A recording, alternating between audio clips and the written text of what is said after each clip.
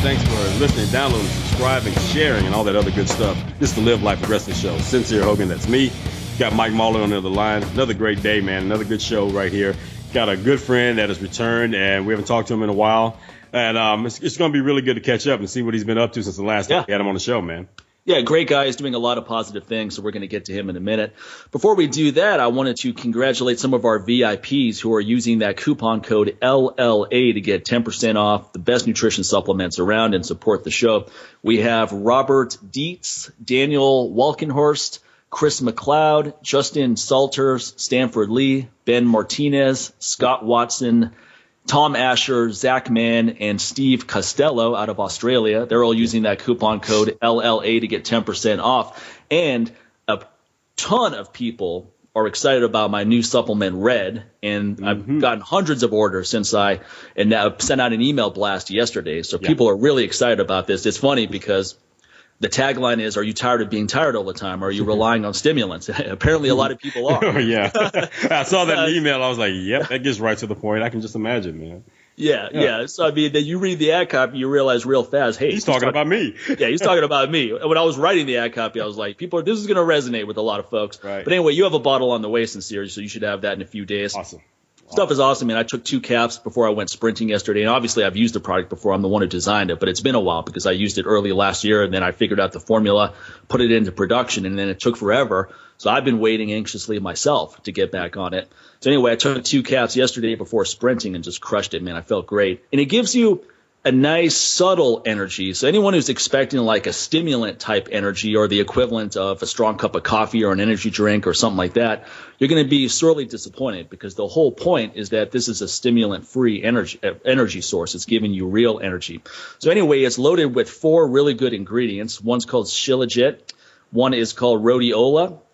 We've got maca in there, and it's a 20-to-1 extract of maca. So this isn't like the maca you may have tried before. If you're a fan of just plain old maca powder, you're going to love the maca that's in this because it's 20 times as potent as that. And then we have ashwagandha, which is a highly potent extract called sensoril, which is also in my testosterone booster.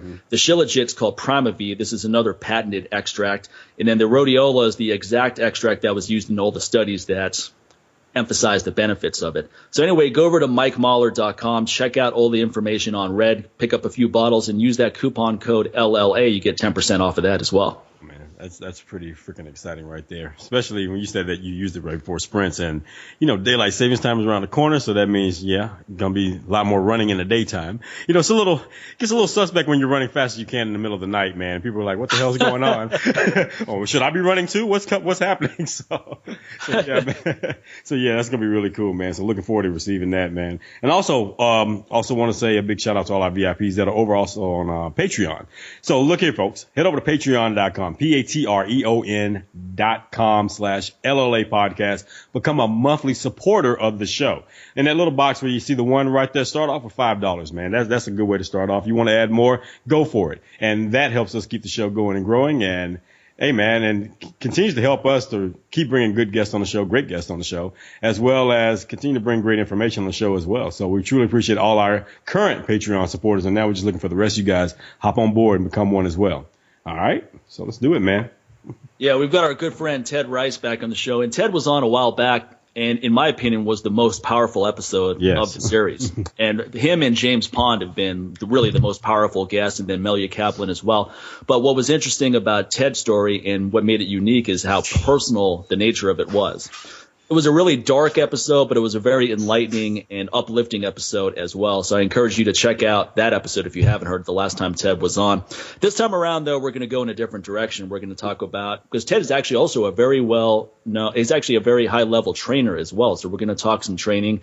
He's also very good at motivating people to bring out their best potential. So we're going to talk about that as well. But anyway, without further ado, Ted, how you doing today, man? Oh, doing great. Really happy to be back on the show. It's been a couple years and a lot has happened since I was on. So just excited, guys. We're still here doing the show. Who would have thought of that? Absolutely. And I'm a fan of the show, and I can't wait to try that product that you just put out. The rhodiola, I've used rhodiola before. I was impressed with it. Well, make sure you go buy a bottle, Ted, because I'm not giving you one for free, buddy. Just in case you're hinting on that. No, not at all. I'm just messing with you. But it's funny because I'll get like people that are, I mean, you're a friend, but I'll get people that are kind of acquaintances. They're like, "Oh, hey, man, this stuff looks great. You know, I really look forward to trying it as soon as possible." Hint. Yeah, exactly. I was like, "Great, man. If you go buy it today, it'll be there before the end of the week." You know? Yeah, it's like, hey, yeah, can't wait to try it. By the way, here's my address in case you ever wondered, like, where I lived. Yeah. You know? No, but rhodiola is good stuff, but it's the synergy between the four that I think people are going to find really exciting.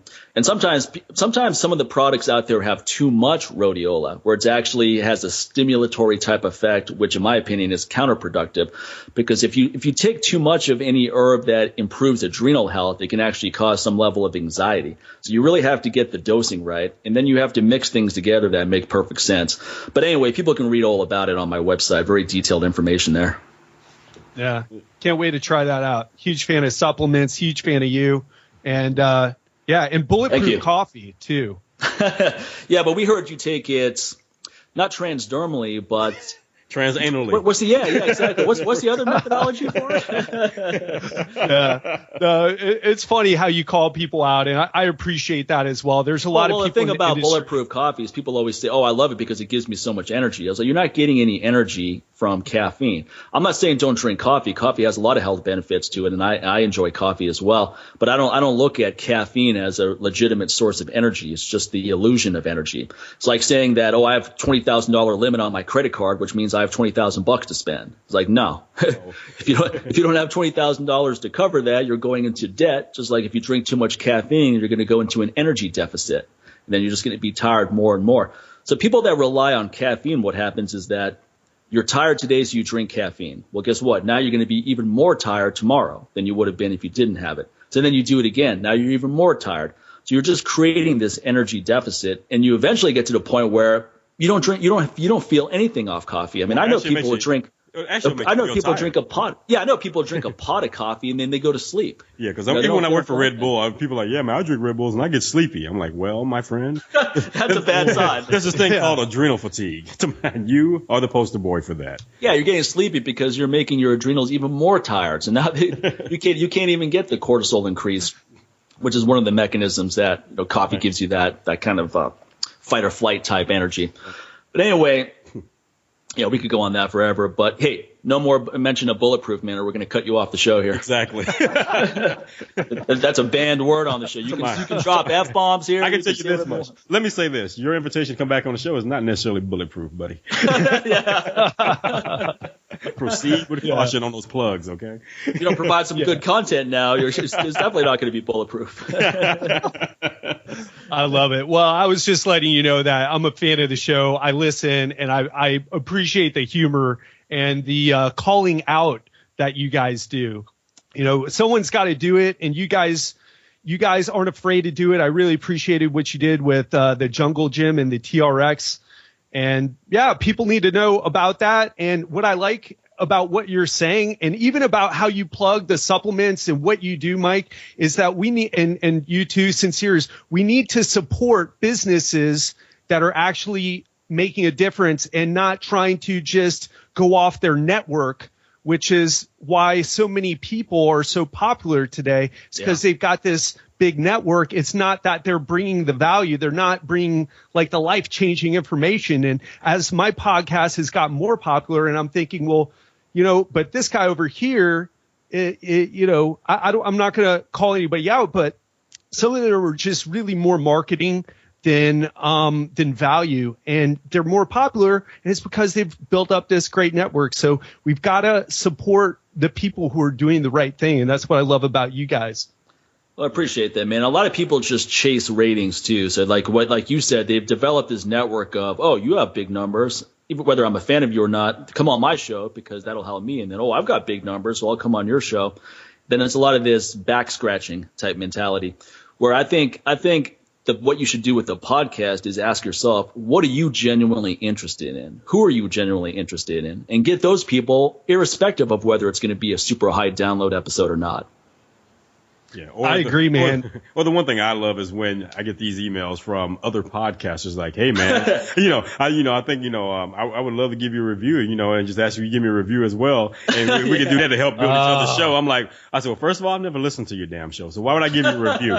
Okay, so how can I review something I don't listen to? And I don't want to just go and listen to one episode just so I can say, okay, listen to that. It's not bad. I don't know that. How many? If you got if you have 50 episodes and I listen to one, those other 49 can suck major ass. And guess what? On the flip side of that, we're like about 166 episodes in. You listen to one, guess what? The other 165 could have sucked major ass. And you're talking about, like, I love these guys. Listen to them all the time. I love what they talk about. 5 stars. Really? Which episode did you like the most? Oh, man, I love them all, man. I just can't pick just one. I said, how very Donald Trump of you with that? I love them all. They're fantastic. I think you should have a 5-episode policy, right? Like, I have to listen to at least 5 episodes of a show before I'll leave a review.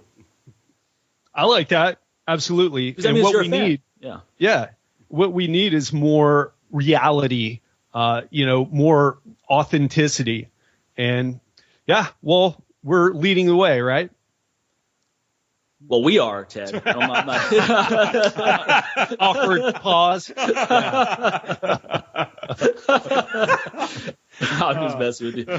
So, I mean, you've been working on some really interesting projects these days. So what's been going on with you? Oh, man, so much has changed. The podcast, as cliche and cheesy as it sounds, has literally changed my life. That's great. I was on your show, and you guys just, because of your connection with the listeners and the great job that you do, despite all the F-bombs and the joking around, which I appreciate as well. But you guys make a real connection, and I had people reach out to me afterward. I've been on a lot of episodes since then, a lot of other podcasts since then. I've got my first keynote speech coming up in April. It's on why taking smart risks improves your happiness and success. Right. And I'm doing a sleep talk at Men's Style Con, which is Aaron Marino. He's got a big YouTube channel.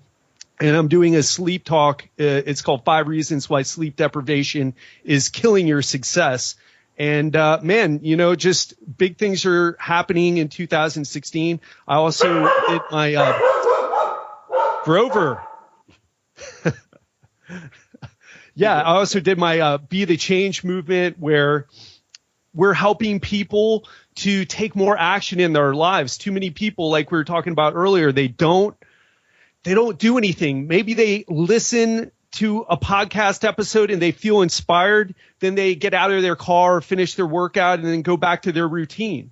Or they're losing themselves in Netflix episode after episode, or video games, or whatever it is. And we've got to get out there and get more people taking control of their life, taking action in their life, because I don't know about you guys, but I don't think any of those political candidates that we have in the U.S. are going to, I don't care what you think about any of them, arguing about them, and it doesn't even matter who gets elected. That's not going to be the thing that changes. We'll all wake up after Election Day and have to get up off our asses and do something to change our lives. Yeah, most everybody's going to wake up after Election Day and have buyer's remorse for whoever they voted for.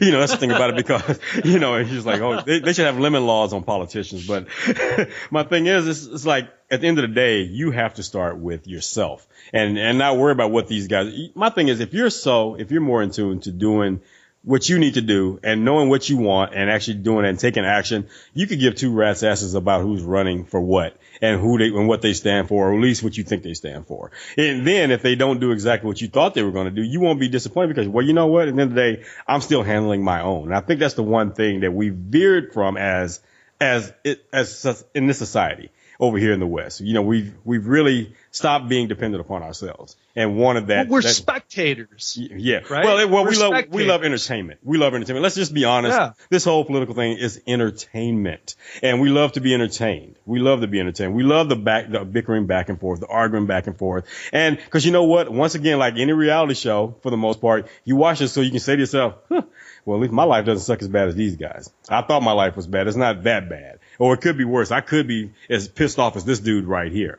Or the fact is, you feel like this person's speaking for you because you've been holding things in for so long. And they're like, yeah, he speaks my language. This guy, he talks for me. He says what I want to say. So right there, you should say to yourself, like, why is that? Why don't you just go ahead and say what you want to say anyway? Why are you worrying about the consequences and putting it off on someone else? So I think that's one of the biggest things. So yeah, just taking charge of your life, man. And just, again, all this other stuff won't even matter to you. It's just like you're saying, you just kind of look at it, shrug, keep moving. And that's mostly what most successful people do. They don't even notice half these things. You ask them some things about just pop culture, they look at you like, what are you talking about? Who is that? I've never heard of this person. They're not just being assholes. It's just, they're too busy making things happen to even know and care about these things. So, why not? I think the real problem, though, is that why does anyone need someone to come along and tell them to take charge of their life? Right. Shouldn't that, as a grown man or woman, shouldn't that be something you care about? Exactly. Here's the thing. I agree with that, Mike, but here's the way I look at it. Unless you grew up and had high performance parents who said, hey, listen, this is how you go through life. Sure, you can get an education, but you need these life skills. You need to be able to communicate with people so you can share your message. You can get people to support you in whatever you do. Unless you had someone, either your parents, a mentor, someone stepping up and helping you through life, then you have to find it out on your own. And you did, Sincere, you did, Mike, I did. But it was a long, arduous quest. And I fell into personal development because my life sucked so bad in my 20s. And you guys know my story. And if you're listening right now, I've had a lot of tragedy. I lost my mom at 14, sent me down a bad road in high school, barely got through it. My brother was kidnapped and murdered when I was 19. And I've had things continue to change, more tragedies. I ended up losing my sister. And nobody was there to say, well, Ted, that sucks. Your external circumstances suck. And you know what? You can't do anything to change what has happened. But you know what, Ted? You can start to reframe the way you look at things. You can start to look at these negative things as an opportunity to do something better for yourself and better for other people. And you can start to, starting to fill in the gaps that I was trying to fill in through drugs, through, women, and through all the other things that I tried that ultimately left me unfulfilled. But Mike, who's around? Right. I mean, those gaps, and some of those gaps may be fun, but it's not going to be. It's temporary. It's temporary. It's like cocaine fun. Yeah. Sorry, man. You left that there for me. I couldn't let that opportunity go right by. No, but what were some of the positive steps you started making? When you got this information, when someone said, hey, when someone came along and said exactly what you just went over, what were some of the first steps you took? Yeah, people ask me that a lot, Mike, and there wasn't anything where I was like, well, I need to take some steps to get control of my life. It just happened, it happened serendipitously. Right. But as I look back, one of the things that really stopped me from having the type of life that I wanted, and I'm still working on it. I don't want to give the impression that I'm more successful or more happy or more anything than I actually am. Yeah. But was what Sincere said earlier, what you said about people feeling like, let's just say who it is. Donald Trump is speaking for you because you're unable to say things in your life. And that ability to communicate with other people, to connect with other people in an authentic way was key to that, because now I'm here, I'm being myself, I'm spreading my word, I'm helping people, and I get a lot of feedback about it. But I could have been doing that a long time ago, but I was too introverted, I was too scared, I was I didn't want people to dislike me any more than I felt people already did. And, because I was a very shy, introverted guy until I got to know people better. And that was huge. So was doing martial arts and going through the whole process of Brazilian jiu-jitsu. That was one of the things that if I hadn't done that, if I hadn't started, even though I trained martial arts back in my teenage days, starting around 16, it wasn't until I started training Brazilian jiu-jitsu when I was about 25, 26, where I really lucked out. It was really just pure awesome coincidence that I got this guy, George Pereira, who I started training with. And unbeknownst to me, George was very well known by the Gracie family. He's a Hickson Gracie black belt. who's like a legend in Brazilian jiu-jitsu, in case you're listening and you don't know who that is. And although he's not like the number one guy in the world when it comes to techniques, and he's not winning Abu Dhabi, but he instilled a sense of like, listen, you're going to go into this tournament, you're going to get whatever's going to happen is going to happen, and you're going to live through it. You need to step up and need to test yourself, because just going to class is just not enough. You need to test yourself. And the first tournament I showed up to, I was scared out of my mind. I'd only been doing jiu-jitsu for 6 months. And as I was walking in, there was a brown belt, Gracie, a brown belt from one of the Gracie schools, and a very famous grappler here in South Florida named Enrico Coco. And Enrico just snapped the brown belt's leg in what's called a heel hook, which is this twisting knee lock. And I was like, holy fuck, what have I got myself into? I went on to do okay. I really gassed out bad. I ended up getting third place, but going through that fight, going through that struggle set me up for understanding that I could go through anything else in my life, whether it's building a business or doing whatever. But had I not had that experience, and people who are listening who don't have that experience and haven't gone through the military or some elite training that helps you step up in your life and makes you a more high performance person, that I would have never gone on to do any of the things that I'm doing now. Yeah. No, that's actually a quick segue here, since we're all big MMA fans. What do you think about this Nate Diaz Conor McGregor fight happening this Saturday?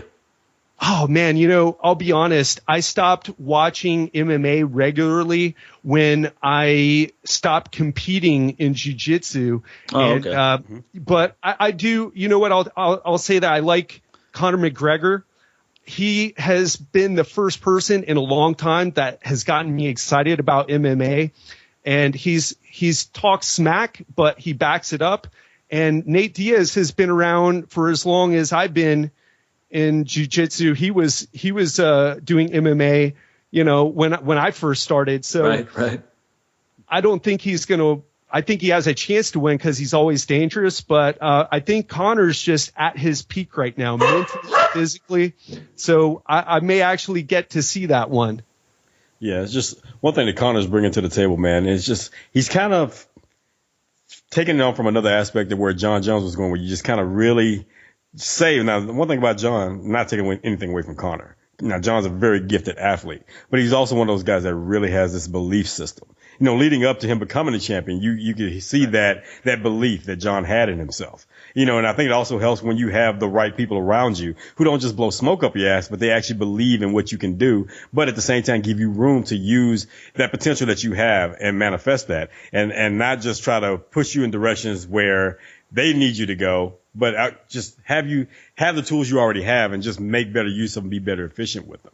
And so what's happening now, in John's absence, along comes Conor, because let's just be honest, this blow up of Conor's happened in the absence of John Jones right now. Yeah. So now you've had someone else come here with that same belief system, just like, hey man, just really, I see this, I focus on that, I don't take my mind off of it. He obsesses over that to a point, but not to the point where it's very neurotic and just, I got to do this, I got to do this, got to do this. Just like, man, I can really see myself in this position as this person, as a champion in this position, going in with my opponent like this, starting to feel it. And before, man, let's just be honest, up until, let's just say before the last decade, just any talk like that was hokey to most people. Before, sure. in a pre-secret world, before that book came out, when you even mention anything like this, everybody's like, dude, if you don't get out here with that fairy tale crap and, all the hippie, sitting in the lotus position BS that you're talking, I'm like, come on, man, I'm not a Buddhist, man. I don't know what you're talking about. Like, well, it's not necessarily Buddhism, man.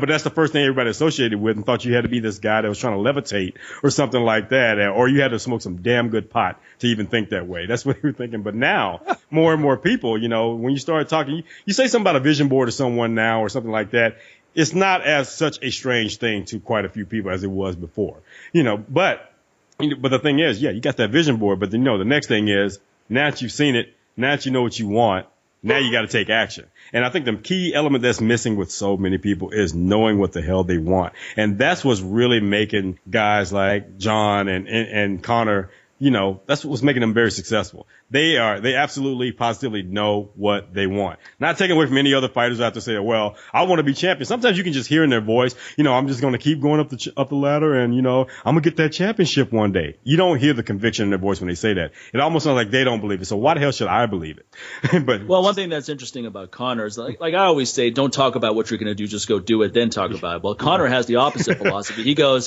talk about what you're going to do. Right. And you'll do it.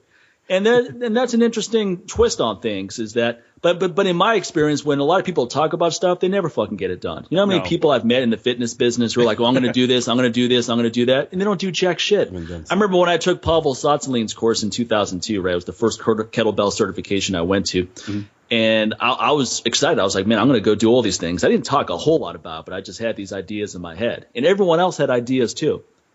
Guess what? Guess how many of those people went on to do all that stuff? None of them. Otherwise, we would know who these people are now. Yeah. I mean, because it's easy to talk about shit. But like our friend Blasco said, the bassist for Ozzy Osbourne, execution is everything. Right. Yeah. Talk about stuff all day long. That's easy. Execution is the hard part. Whatever it is, execution is tough. I think it's a little bit of, on both sides of the coin though. Cause, even we've noticed like even in the fitness business when you're working with clients and, you've seen that old adage where, pretty much put it out there what you're going to do. And therefore, when you put it out there, you're being transparent. It pretty much motivates you to stay on course. So you're going to sit there and like, hey, this is my goal and putting your goals out there and sharing it. That was the whole point of that episode we did with Lee. That's why I wanted all three of us to talk about what are our goals for this year. And right. I wanted to have Lee. I thought it would be interesting to have Lee as the first guest of 2016 and then as the last guest of 2016. Right. So we can all say, hey, here's what we said in January. Who did anything? Exactly. Where, how far, but to tell you the truth, I have an extra level of motivation now for training because I don't want to come on that epised and say, well, what about this? I know I said I was going to press double A's 15 times. I got up to 8. But, well, I'll tell you something. There's actually, there's actually research that shows that. And I understand what you said, Mike, about people who talk and don't execute. And there's certainly a lot of that, but there is actually research, and I don't make all my decisions in my life just because there's some research done. But Dr. Gail Matthews of Dominican University in California did some research because there was another saying out there, another like myth going around that turned out to be an urban legend about all these people who wrote down their goals and then went on to achieve them. But she went on to do some real research and found that 3 things mattered. And this is what is the basis of the Be the Change movement, which you two have helped support, is that when you write down your goals, when you do publicly announce them, and when you have accountability, it helps you achieve them. And I think that third part is what so many people lack, because where do you find people who are as motivated as you and who actually care about you succeeding instead of feeling threatened because you're trying to change the relationship that you have with yourself, with other people, with your place in the world? A lot of people will pull you back down, not intentionally, not consciously, sometimes. A lot of times. Actually, a lot of times. That's why it's so important to surround yourself with winners, because if you have 7 friends and they're all losers, the probability of you joining the club is pretty high. That number 8 position has your name on it, buddy. You want to talk to people where like every time you talk to them, they've got a lot of stuff going on. Like you mentioned Tim Larkin, a good friend of all of ours. Yeah. And I meet up. Tim lives out here in Vegas, so I've been good friends with him for a long time. We meet up all the time.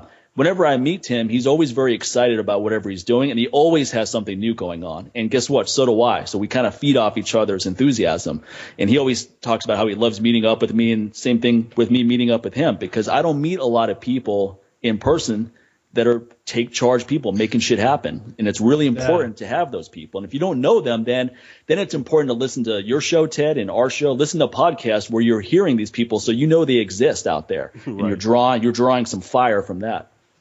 Well, this is the new media. We're the alternative. Doom and gloom. Here's some street crime. Here's some, here's some bullshit that happened in another city that you've probably never been to or will never go to that has absolutely nothing to do with your life and what you need to do that day, but you're watching it, it's affecting you emotionally. And this is the alternative. We're trying to raise people up and people can listen to your show, Ted, and learn how to get more tailed than a toilet seat. Oh man, I did have a few episodes like that. That's an interesting discussion because when I started back, no, you know what? All joking aside, I never said that though. No, not those. Not those words. That's a good tagline, man. It would have been a higher download episode because that line's going in our show notes. Oh hell yeah! I'm just giving Sincere some interesting stuff to write down for the show notes. I like it. No, it is an important topic because that's something that a lot of men have a hard time with. Even it's not something that's just relegated to teenagers where you're awkward. Sometimes you get into your 20s, 30s, and you're still awkward in that. But my opinion on that is confidence attracts what you want, right? So if you're achieving what you want to do in life, then you're going to attract the kind of people, whether it's someone you want to date or people you want to be friends with. Yeah, I totally agree with that. You guys still there? Yeah, I'm right here. Go ahead. Oh, okay. Yeah, so I totally agree with that. And that was really the message behind all those things, trying to help guys improve with women. But, we took a different direction. I'll tell you, as you start putting yourself out there, even though I listen to Mike's How to Make Six Figures in a Down Economy training course like 8 times or 20 times, probably more like 20 times. And you talked about like really narrowing down your niche for the SEO purposes and only being known for like 2 or 3 things.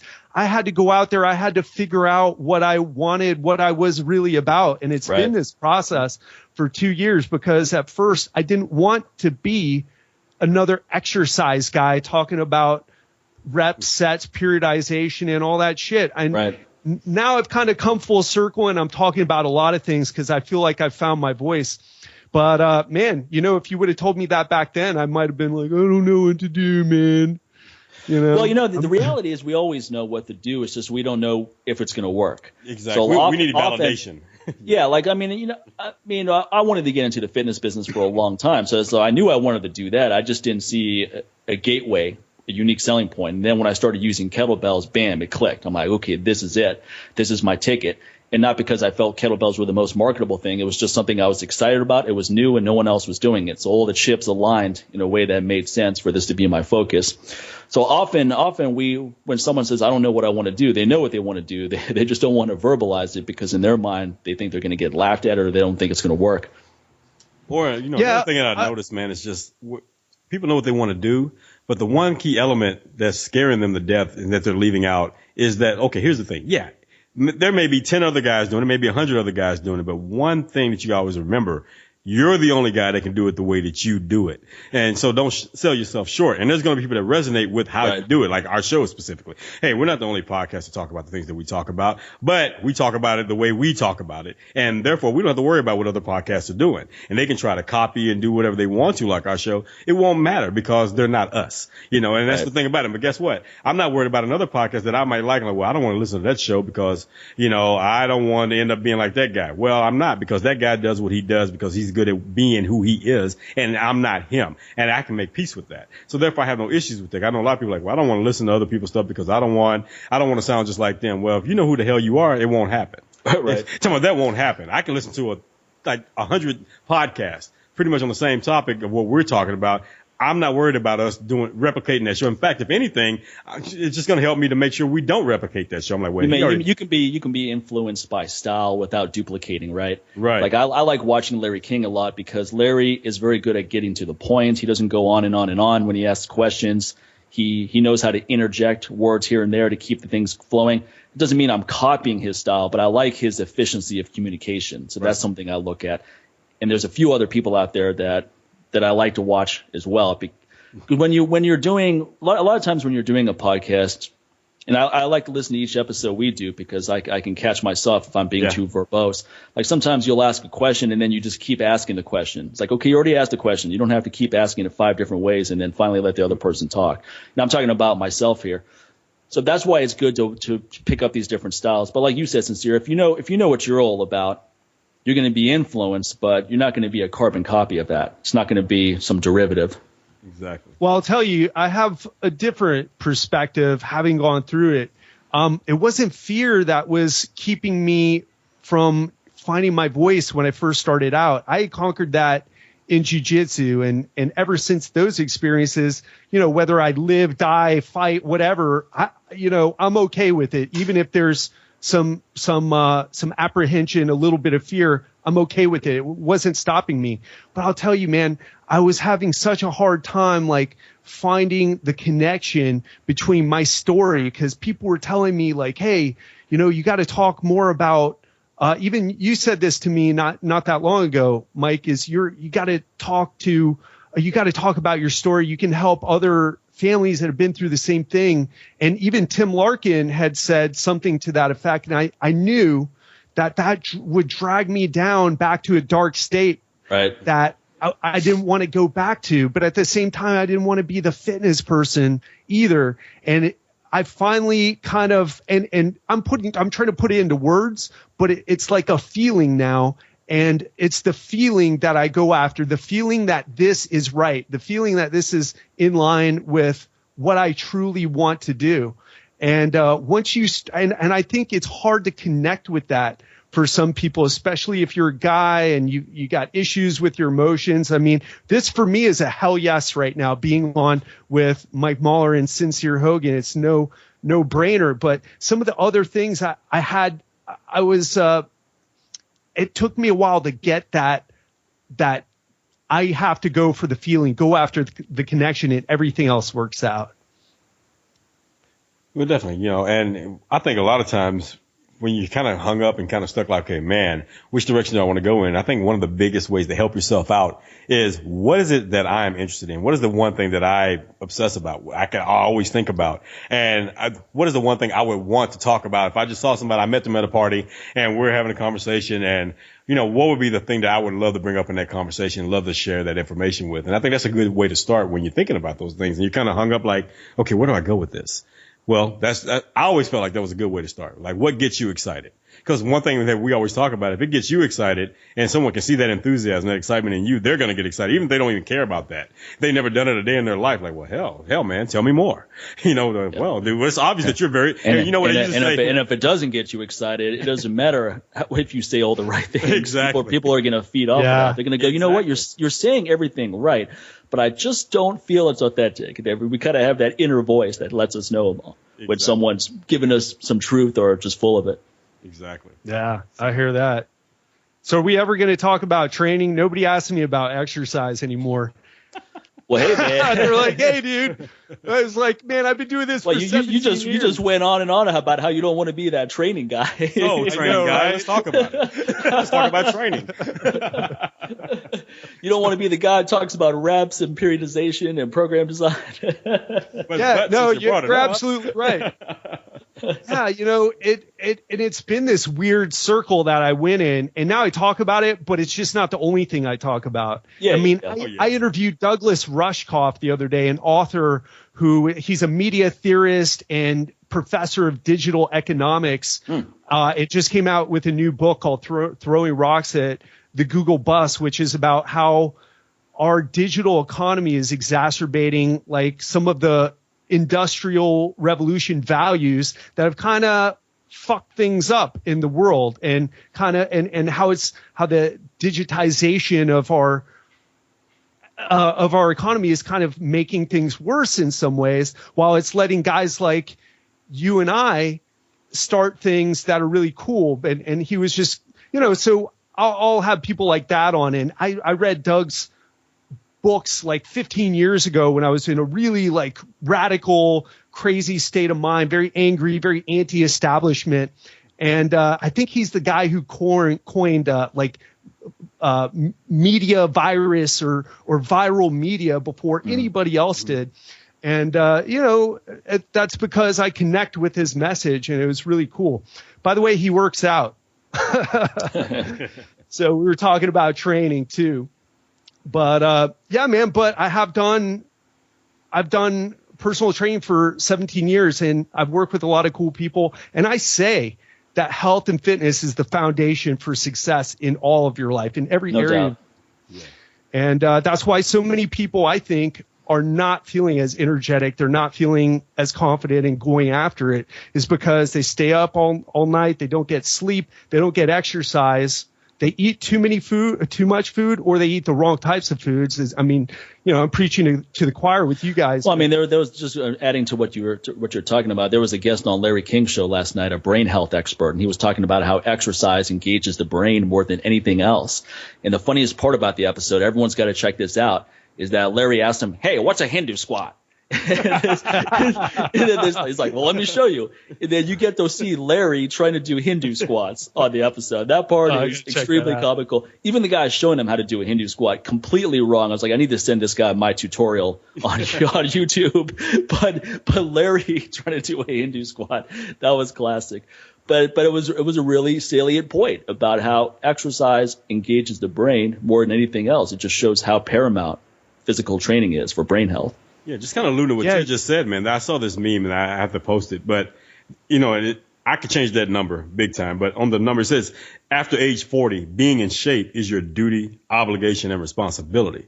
And just about anyone that's seen it is like, hell yeah, I agree with that. And my thing is, for you to just continue in other aspects of life, man, you've got to be strong. You got to be strong. And just saying, just having the attitude that you can just take a bunch of shit does not mean you're strong.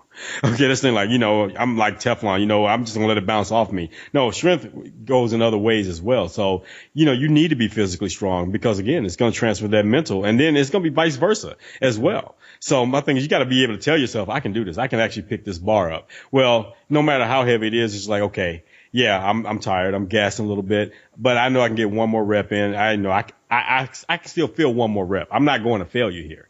And it's just something about that. And you lift it, you get it, and that transfers over to life as well, because something crappy happens at the office or something like that, or you got traffic and it just seems like you're not going to make it to work, and Mr. Murphy is all over the place, just spreading his little law all over the place, but the thing is, you can I can get through this. So what? It's traffic. Traffic happens. There's nothing I can do about it. Still not going to affect me when I get to work today and do what I need to do, or get to the office, or, take that important meeting that could actually boost my business or anything like that. So, but there's some people, they'll crumble, man. They'll crumble because that strength is just not there. And that's just one of the things you just have to really work on, big time. So why not do a little exercise here and there? Hell, you don't have to sit there and do 500-pound deadlifts right off the bat or anything like that, or try to aspire to that.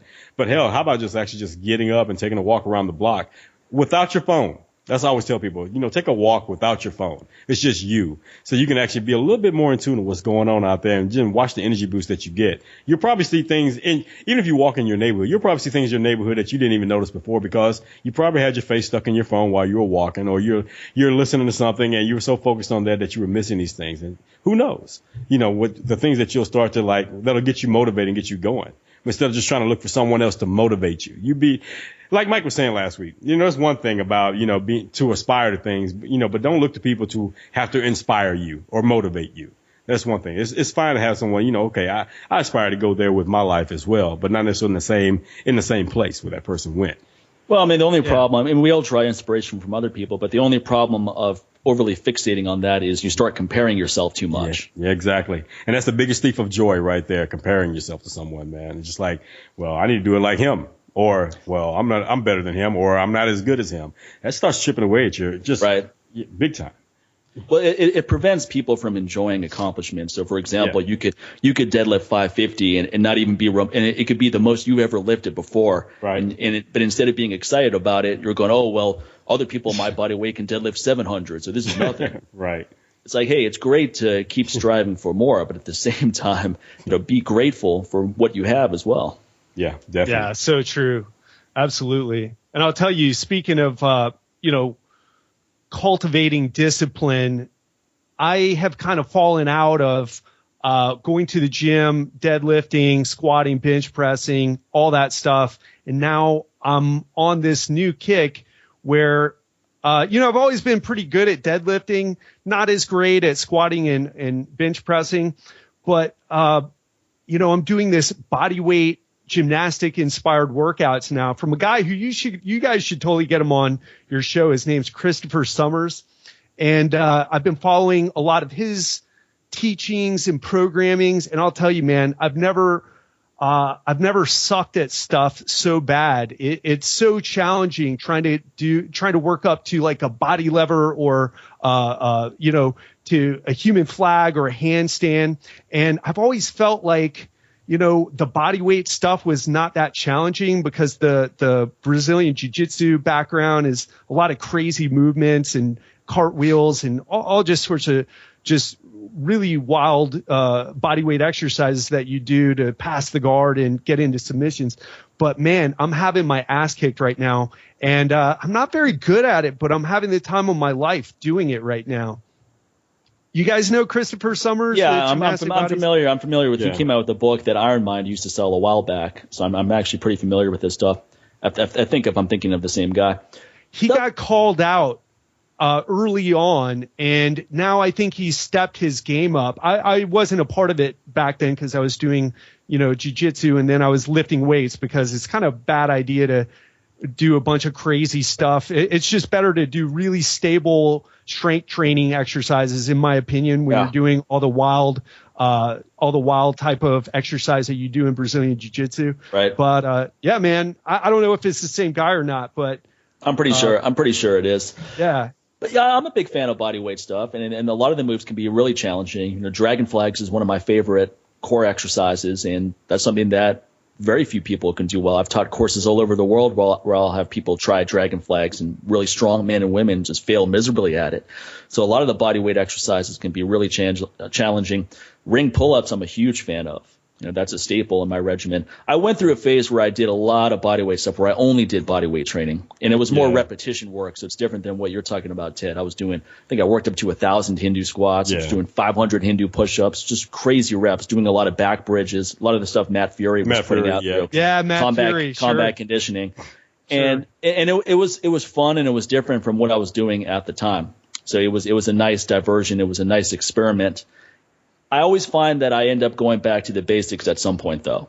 You chase all of these mistresses and have fun, but eventually you go back to the basic moves. Yeah. So I do bench press. I don't bench press much now, but squats, deadlifts, overhead press, these are all staple moves, and you can do them through different mediums though. So you could, if you wanted to do a body weight program that focuses on basics, it could be pull-ups, handstand push-ups, one-legged squats. It could be kettlebell overhead presses if kettlebells are your thing, and renegade rows and front squats, double swings, etc. Or barbells your stuff. You do barbell deadlift, barbell squat, overhead press, bent over row, etc. So these are all just different avenues. But I think one thing that keeps us all excited about training though is to experiment with different mediums rather than just doing the same stuff over and over again. Yeah, absolutely. And I'll tell you what I like about his stuff so much, because I didn't properly frame it when I started talking about with you, when I brought it up now, is I am really beat up from the martial arts. I have a ton of injuries. I've had both elbows hyperextended, my knee hyperextended in a knee bar. I popped cartilage on both of my ribs. I recently herniated in 2014. I had 3 cervical herniations due to a car accident. I got nailed from behind by, get this, the kid was looking at a chick walking on the road. Hey, Florida, man. What do you expect? Well, that's Miami. It's Miami. Right? What do you expect, man? Come on. She was, and I'll tell you this. I'll tell you what. That kind of rear ending happens all the time out there. in a town that's very well known for rear ending. Absolutely. But I'll tell you, I saw her too. I just didn't hit the guy in front of me as a result. Well, you've got multifaceted skill sets there. Exactly. You can drive it like a lot of us. You can drive and look at the same time. You're more experienced. He was a young guy. He hasn't made it to your level yet. Okay, you're a black belt at like looking at chicks on the side of the road, Ted. Come on. That reminds me of my neighbor who was doing heavy squats, and then he was trying to check out this girl's ass behind him in the mirror, and then he didn't rack the bar properly. The whole thing collapsed. Like, come on, man. In between sets, buddy. You can look all you want, not in the middle of a set. I have to give him credit for at least using reflective surfaces instead of the direct gaze. Exactly. The creepy direct gaze, Yeah. Injuries are never fun, man. It's I always say that.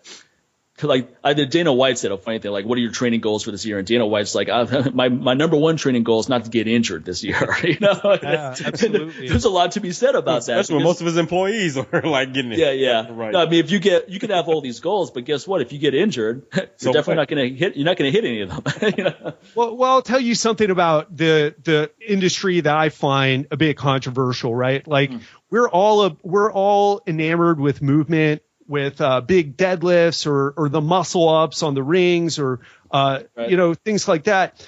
But I got a buddy of mine, Brad Thorpe, who just came out with a machine that's all about isometric training. And there's all this research on isometrics showing that they may even be more effective, depending on how you do them, than dynamic based movement. And I know immediately people are like, I don't know, go into a door jam and raise your arms out to the side. That's not what I'm talking about. But like, you think about this. This was mind blowing for me. He's like, even your 1 rep max is still submaximal because you can lift it, right? Maybe it's the most you can lift for one time, but he has people do like deadlifts on this immovable thing. It's similar to like what a power rack with different areas you can put the bar so you can get different ranges. Sure. Right. And he's getting people really strong, really strong and really in shape simply by isometrics. And I see that as a big thing in the industry. And I'll tell you something. What I specialize with is, I train a lot of CEO clients is what I say. But what I don't kind of talk about is that these are guys who are all beat up. I got a client with he says no cartilage in his knees. Obviously there's got to be something, or he'd already have like double knee replacements. But I have to be super careful with him. I got another guy who has a bad back that goes out very easily, as well as a knee injury. And there are so many options and methods out there. The corrective exercise, but what I found is like, the isometrics, man, they're just the way they're doing them and the way that they're teaching in like a resistance training specialist course with Tom Purvis, that's like something that's missing from the industry. Well, I mean, I think isometrics have a place, but I hate these arguments that this makes you stronger than actually doing the exercise, because that never comes through in my experience. Okay, remember, it reminds me of like when power factor training was really big, which is a form of isometric training where you lift way more than you can and you just go 1 inch below lockout and then you hold that position for time.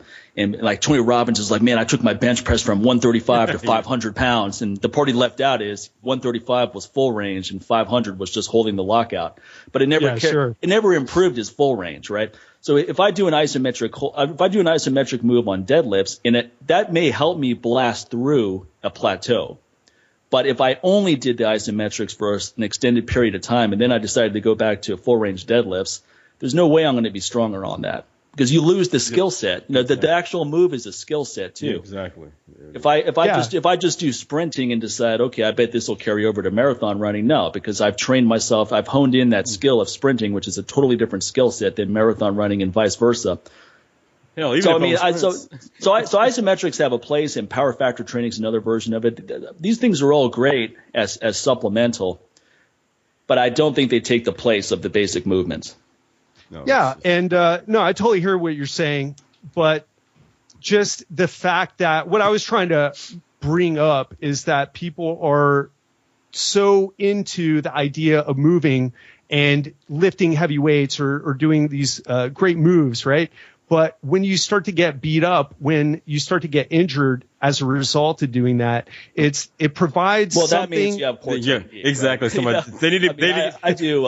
If I can do 500-pound deadlifts with no belt, no wraps, nothing. And if I fuck up my back, it's my fault because my technique sucked. It's not the deadlift. If my technique is right, it's good. So I think the mistake people make is they try to get too strong, too much, fast. too soon. Exactly. You have to treat training as a performance, like the martial arts. You're working on these techniques. You're working on perfect movement. Drill, man. I mean, before you move up, people want to progress too soon and they sacrifice technique. They get injured and they're like, oh man, the deadlift is a bad move. Deadlift is terrible for your back. It's like, okay, let's see how you do deadlifts. And the back is rounded and they're not using a leg drive at all.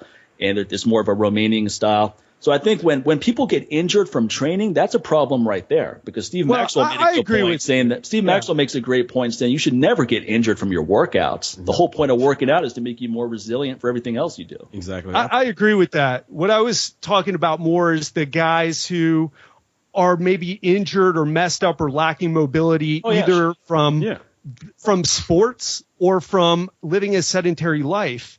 No doubt. And what do you do when you start to come back to that? I'll tell you another controversial thing in the fitness industry is that there's this, I mean, I know you guys, I don't know how well you guys are if you're really in this circle, but I see arguments with like the personal training guys, right? Because they all go to the Perform Better events and that type of thing, and they'll get on people for doing some of the more movement-based systems or playing with things like Indian clubs, which I know you used to play around with back in the day. I use them all the time. I still use them. It's part of my regimen. Yeah. Or sandbag. Well, people say, like, what are you doing that for? That's stupid. And back to what we were talking about with having neuroscientists on the show, I had a guy who is not, he's a neuroscientist from University of California in San Francisco.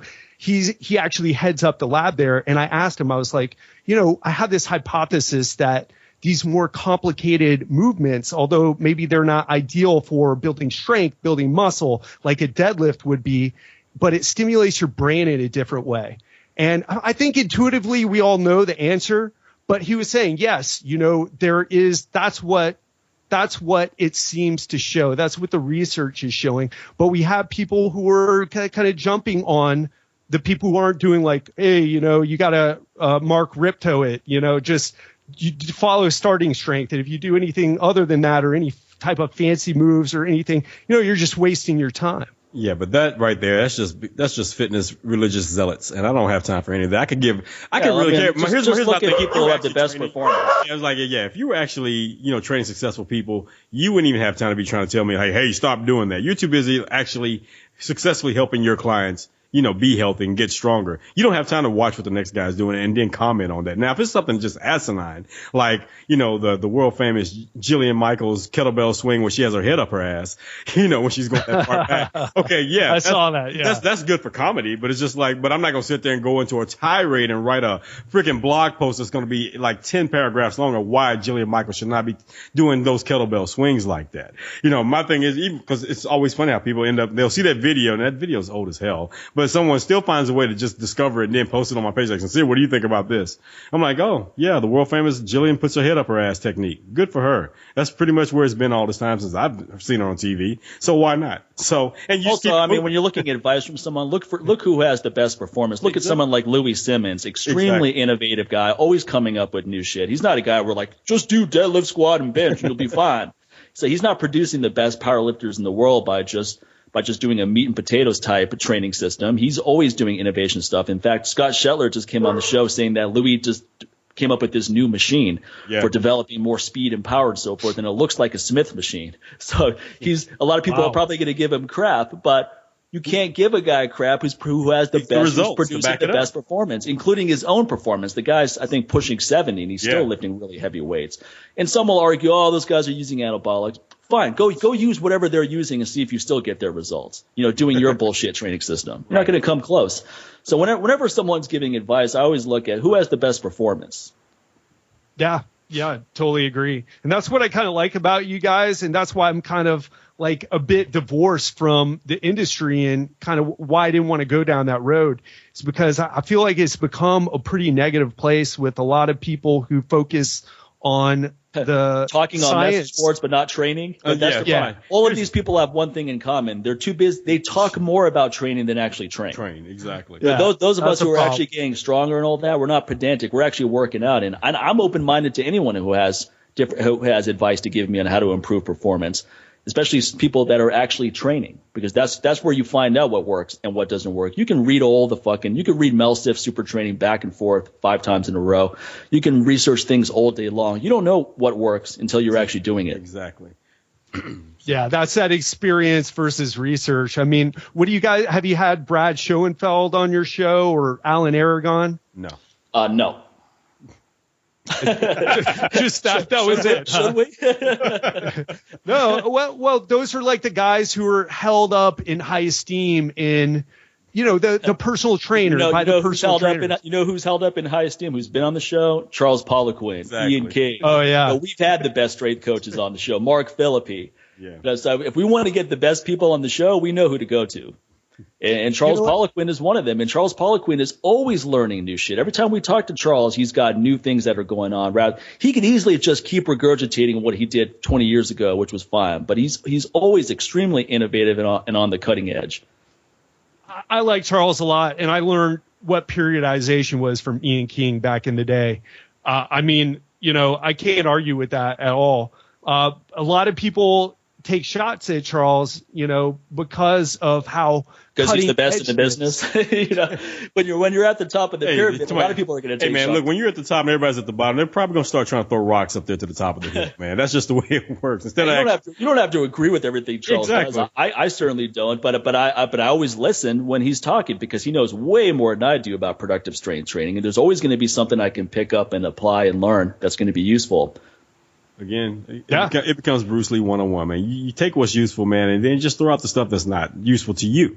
So that's what it comes down to. And most people can't just leave it at that. They have to keep going, because they're thinking like, well, let me take a crack at this person so I can get some attention now. And like, oh, did you see the Twitter war between so-and-so and Charles Poliquin? Well, it really wasn't a Twitter war. Charles is not even saying anything back to this jackass. Or he'll hit him with one good stroke and just like, okay, you're done. Shut up. Dude, it's over. Okay. Charles is always like, how many world-class athletes do you train? Yeah. That's always his question. And the answer for most people, 99%, is zero. And the thing is, he says, do you train, not have you trained? Because there's going to be those people like, well, I have this one guy that went to the Olympics back in '88. Yeah. It's almost, the 2016 Olympics, man. You're a little behind the times here. He placed in the top 80. Exactly. He showed up. Okay. He was there at the opening ceremonies. Okay. But people who are at the top of their craft are always going to have people throwing shots at them, because it's a lot easier to criticize than to take that position. Hey man, it's hard to criticize everybody else on the bottom wherever you are. Because my thing is, if you're spending most of your time hating on the next guy, then you're down at the bottom right there. You're that crab in the barrel. So there's a bunch of you right there. So you can't really see anyone else, because it's crowded down there. So of course you're going to go for the ones you can see clearly, like, okay, this guy's on that next level right here. Let's see how I can try to drag them down. Why do you care? Why are you so fixated on that? That just means that, okay, all of this shows is, it just shows your insecurity in what you're doing. He's like, honestly, he's just like, hey man, I could care less. But the thing is, just don't bring it up to him. It's just like, you and your favorite coffee, Ted. Just joking with you. My thing is, when somebody brings it up, then yeah, I'm going to take a crack at it. But I know the reasons why I can take cracks at it. And I've talked to enough roasters out there and people who are producing coffee and seen processes before and actually had a taste of that before, and to know the difference. Whereas if you're you're uneducated and you're not as experienced in what to look for when you're consuming coffee, then of course you're going to think like, oh, this is the greatest thing, especially if you're looking for the next greatest thing compared to where your life is now. Well, I mean, here's the thing is, the thing about coffee is it's so ubiquitous, right? So you decide to come out with your own coffee brand. What's a good marketing technique? A good marketing technique is to say, hey, look, this coffee is the only one that doesn't have this issue that's out there, even though it's not really an issue. It's an issue that coffee developers addressed a long time ago. Exactly. But the general public, they're not researching coffee all day long. So when someone comes along and says, hey, don't drink your coffee, it's got mold and these microtoxins and all this, you're like, well, shit, I better listen to this guy and buy his coffee. And now you're buying coffee, which is the same as every other coffee at the store, and you're paying twice as much for it because you somehow think it's different. And now you're taking a certification now on it.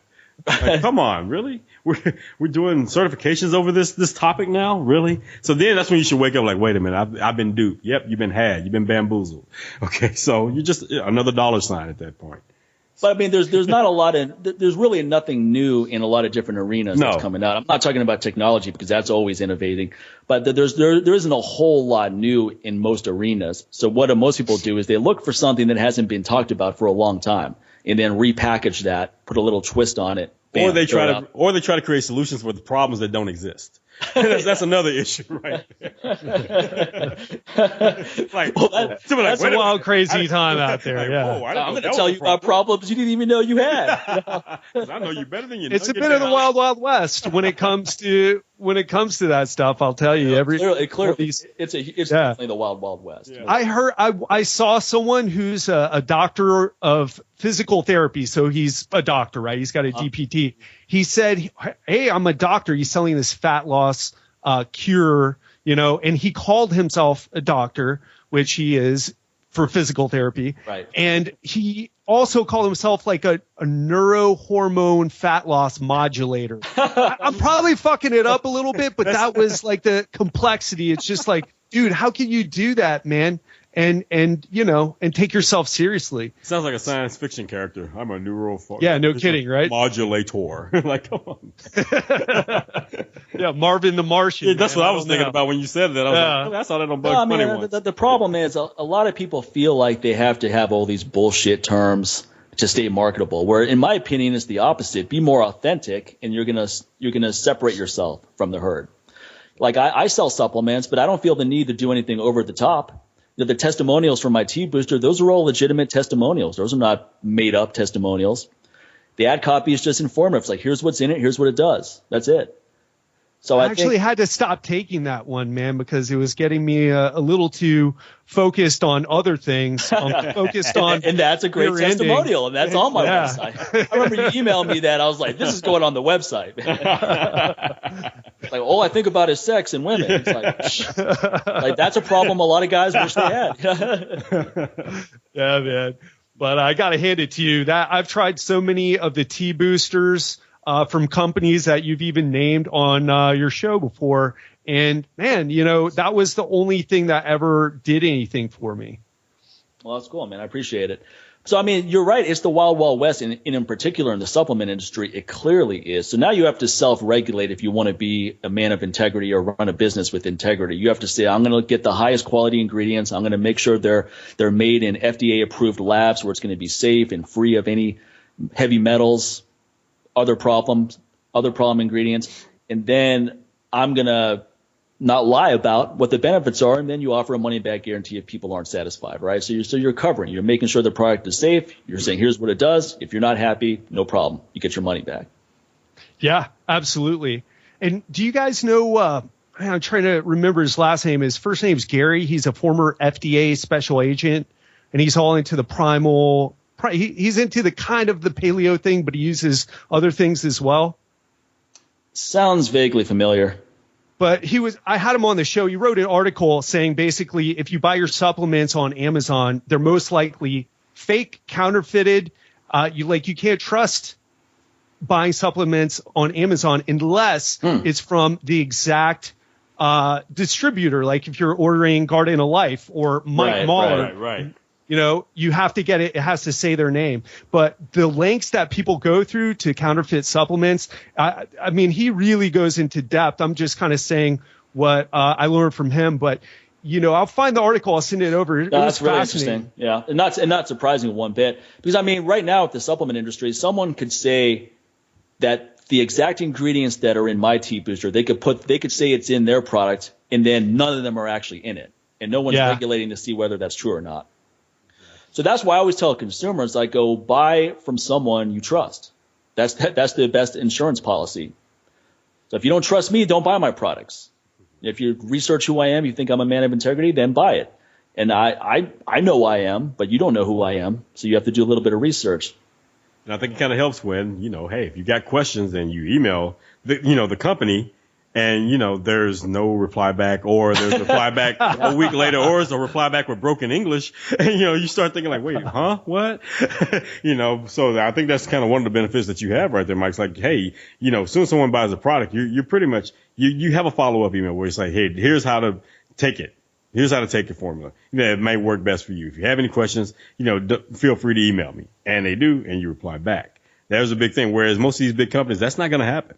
You're not going to talk to the president of the company or the person that created the product. You're not going to have a direct line to that person ever. It's going to be all these little minions about 50 levels ahead of them before they even get there. It has to be something really, really serious where you're about to sue them. And all of a sudden, this is Gary, the president of blah, blah, blah pharmaceuticals. Yeah, and exactly. blah, blah. I'm so sorry for this. And this miscommunication. Where were you before, Gary?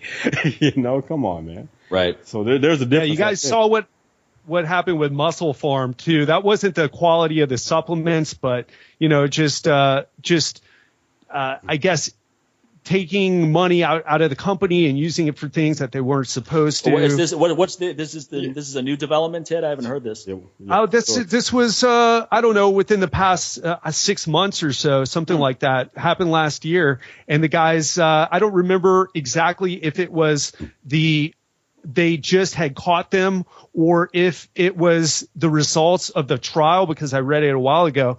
But there's just all these incidences of these guys who sell supplements. And you told me, Mike, it's like a lot of the people get into it are like former criminals and they just got out of jail. They used to sell something different. And now that, it's like, well, cocaine, supplements, Well, I mean, they use the same strategies they were using on the street to sell what's legal now.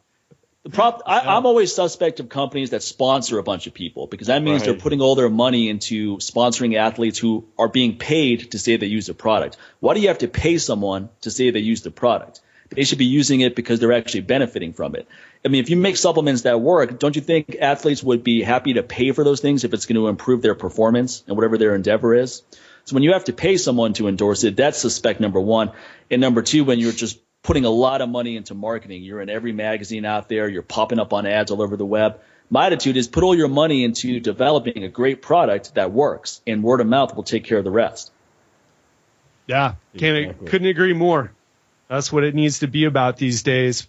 Consumer rated business, baby. Right, exactly. So let's hear more about, I mean, you're one of your big causes right now is you're raising funds for this personal development side of your business. What's the focus there? Okay, yeah, it's called the Be the Change movement. And what it is just a way to reach out to more people, to help them, to support them with their goals, and also help them with the right strategies. As I talked about before, there's clear research that shows that some things, while they may not do your goals for you and do the work for you, but there's some things that you can put in place to make it more likely that when you do put the work in, it's going to happen for you. So that's part of it. The other part is just creating an environment, a supportive environment to help people. And we're raising, I put all the things up on the Kickstarter campaign, where the money goes, because it's going into producing the content, producing bigger and better things to help people with that. And webinars and more videos, and to upgrade the production of the podcast. And what it really is about taking this whole idea of helping people to the next level. And in raising the money, 20% of what we raise, of everything that we raise, is going to go to my family's charity, which is a nonprofit charity that places bloodhounds with law enforcement to help find missing children, is what we say, but they help find missing people, period. And short of implanting a chip in your elderly parents or into your children, bloodhounds are the best way of finding them, because they have this amazing natural ability with their sense of smell. They can follow a trail for hours after it's been gone. And there's just so many success stories. It's hard to, the keepers of the dogs, the trainers, the handlers, they're not really people who are doing it for the glory. So they don't get out there and share their stories. So you don't hear it in the media a lot, but there's a lot of success stories. One that we share on the campaign is this special needs child went missing, and nobody could find him, but a bloodhound from the local law enforcement, they had one, and it was on the case, and they went and found the kid because of the just amazing sense of smell that bloodhounds have. And so we're donating to that. And the reason why is, the center's struggling. It's running out of money.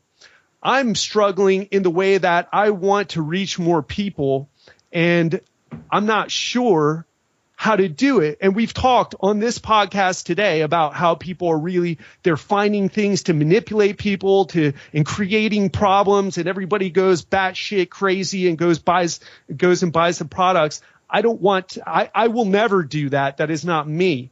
But I want to take things to the next level. And this is the idea that we came up with. And hopefully the keynote speech that I'm giving in April, the talk that I'm giving in March are going to help with that. But and being on this show is going to help with that. But the idea there is to really ramp things up, help more people, and also donate the money, that 20% of the money we raise, to my family's charity. That's great, man. This is win-win all around. Yeah, and that's I think as much as I talk about the importance of being self-motivated and being driven, we all draw inspiration from others, and I'm not trying to diminish that in any way, because I'll read about what friends are doing. That's inspiring. I'll meet up with Tim Larkin. That's inspiring. I'll watch some clips on YouTube of people training. That inspires me to get a better workout when I go to the gym. Hell, when I saw Holly Holm knock out Ronda Rousey, man, I had one of the best workouts ever the next day because I was so amped up. That was such an impressive performance. It's like, now you want to go do something impressive. Right. So, we all draw inspiration from others. And I think what people should think about is, what's your contribution? What are you doing that's going to inspire other people? Forget about just inspiring yourself. What's your contribution that's going to get other people excited about things? I agree. And for me, that was how I made sense out of all these tragedies in my family that I've personally been through, that my family's been through. And there's even research that shows, like, we have to stand for something more than ourselves. It's just not enough to be all about me, me, me, me, me. If you want true happiness, or not even happiness, but a sense of fulfillment in life, you've got to come give back. And I think it's especially important with all the tragedies you've been through, Ted, because those are a lot of really serious tragedies, man. Those are tough. That would break a lot of people, and a lot of us would feel that's justified because it's so much tragedy to go through. But I think when you're in a situation like that, and you know this better than I do, of course, you have to embrace compassion fully, or you're going to be just destroyed by the negativity that your own mind can create. So I really like the direction you're going in, because I see you just taking that negative energy and using it to help other people, and in that process, help yourself too. Man, I'm fired up like Conor McGregor is right now. I will never step in the UFC ring, but I will fight for making a difference. And I know I will be a champion at that. I think what you're doing also is very positive, because you and I talked about, like you said, I mentioned, hey, you need to tell this story more and all that. But the problem with telling that dark story is that you're being reminded constantly of it. You're reliving it. And I went through that myself, because there was a time where I was like, I'm going to write about this abuse I went through as a kid in my book. And that was very cathartic for me to get it out there. And a lot of people emailed me and said how useful it was for them. And then I said, you know what, I'm going to take it to the next level and start talking about it as part of my hormone optimization lecture at courses. And that was very good too. And it was very uncomfortable for a lot of people to hear it, but for a lot of people, it was very positive and uplifting. But then it got to the point where I was like, you know what? I don't want to fucking talk about this shit anymore. I'm done. I wrote about it. I spoke about it. That's it, man. Because every time I spoke about it, I would kind of relive it in my own mind in a way. Right. And it's like I don't want to be attached to that shit anymore. I got it out there. It's over. Yeah, I think getting the story out is really important, because it lets people connect with you at a deeper level. It's not just Mike Mahler, the kettlebell guy who talks about hormone optimization, right, or Ted Ryce who talks about the shit that I talk about. It's like, okay, this is their why. This is what drives them. And we connect with people. But after a certain point, I just want to hit the bullet points and talk about something else, because like you said, reliving it, I think it's important at certain times in the right place to share that story, but after a while, I don't want to. It's like talk live therapy. it Like talk therapy in the long run is shown to be negative because what happens is you just keep talking about this shit. Like initially, it's good to get it off your chest and get some feedback, and then you come back and you talk about it again, and then you come back talk about it again, and then you never move past it because you're fixated at that one time in your life. Yeah, I always think about that, man. When I absolutely. see, just like I see, especially like in this political season, and you'll see people talking about, gun rights and all that. And you have someone like Taya Kyle, and they're interviewing her and they constantly like, oh, it's the anniversary of your husband, Chris Kyle's death. I'm thinking like that's the one day every year she's probably anniversary. Like, fuck my life. Yeah. Because exactly. everybody wants to talk about it because, he's so celebrated, especially after American Sniper came out. And, but every year in January, she has to go through that again. And I was sitting there just watching that interview. And I was like, God, can't y'all just talk about something? Let's talk about the foundation. If you're going to talk about him, talk about that. Don't don't always keep bringing up like, how are you doing? How have you moved on? It was only 2 years ago. Like, come on, man. It's still, that wound is still fresh. So, even just talking to you, Ted, this is something that happened to you, years ago. But again, you don't want to keep bringing it up. So you can't just imagine it just happened, and when it's really fresh on everyone's mind. So I was just wondering, like, gosh, I just really wish it was making me uncomfortable, just to even for that interviewer to even bring it up to her. And I didn't even know Chris Kyle or her, but I felt uncomfortable. I'm like, come on, man, can't you add something else? Just kind of move on. There's so many other things that she's doing now, and she's using that tragedy for more positive things out there. Focus on those positive things right now. Focus on that foundation. Who they're helping out. The media is always trying to get some. Yep. They're always trying to get reaction. some. Well, they're trying to get some clickbait too. It's like, it's the 1 year anniversary of your husband's death. How are you feeling? And then she has an emotional breakdown thinking about it, and that becomes a news bite. Or she gets mad. Something provocative that they can market. But I'm with you 100% sincere. It's just irritating, man. Yeah. It's like I agree with you as well, Sincere. And, it's, but I'll tell you, as someone who's dealt with the media a lot, I reached out recently and did a press release about the campaign that I'm doing, the Be the Change campaign, because what this is ultimately about is not even the money, but just raising awareness about what I'm doing, about what the Jimmy Ryce Center is doing. And you have to I don't want to call it selling out because it's not, but you have to give them what they want so that you have an opportunity to reach more people. Right. And, you have to package it the way they want. You can't be like, listen, I'm tired of talking about what you want.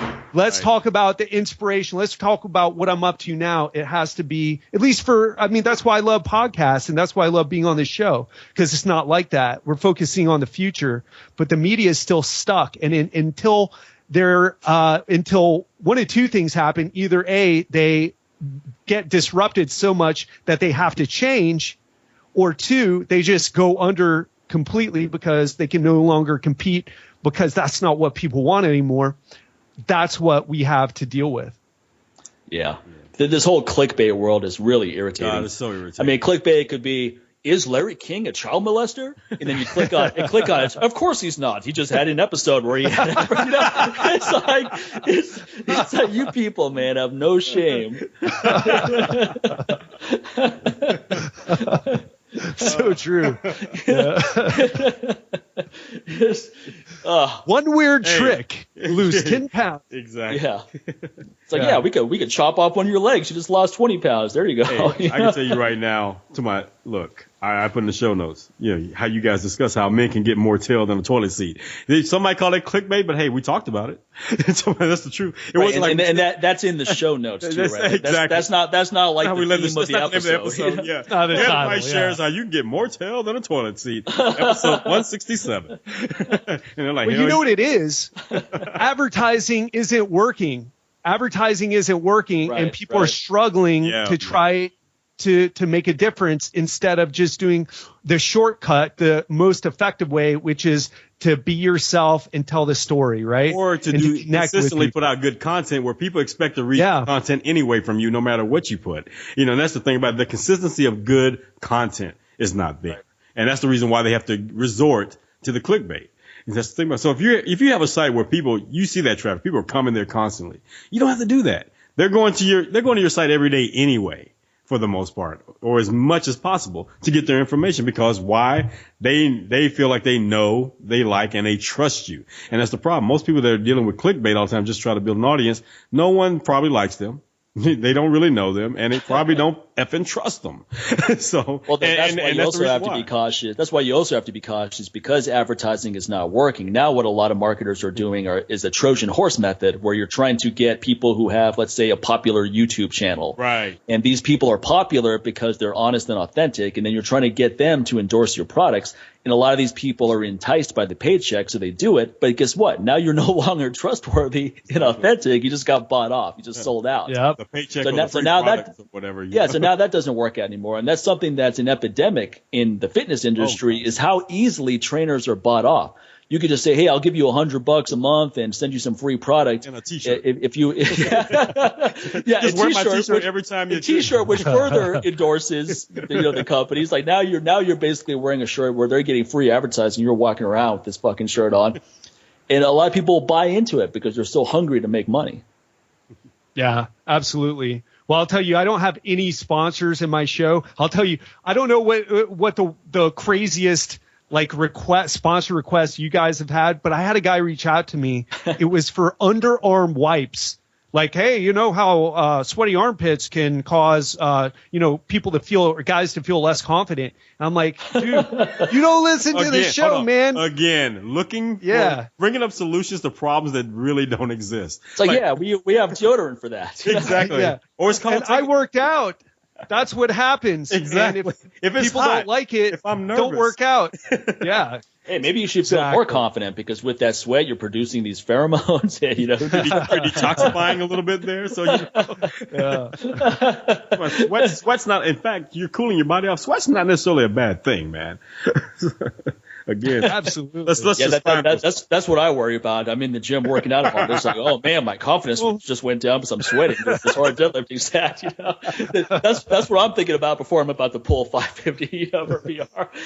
It's like, am I producing any odorous scent that's offending people near me? You're having sex, and all of a sudden you're like, oh my god, I'm sweating right now. That's not what she's really worried about right now, buddy. Okay, that's not the. Well, the problem with sponsorships, and we've dabbled with the idea of having some sponsors. Products we actually use and all that.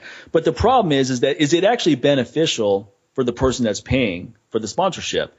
Because the fact that they have to pay for you to say, hey, check out these guys out, that takes away from it somewhat, as opposed to we bring up a company and say, man, I just got Super Seeds new pumpkin seed flavor. Stuff's incredible. And I'm saying that because I'm an excited customer, as opposed to I'm getting paid to say that.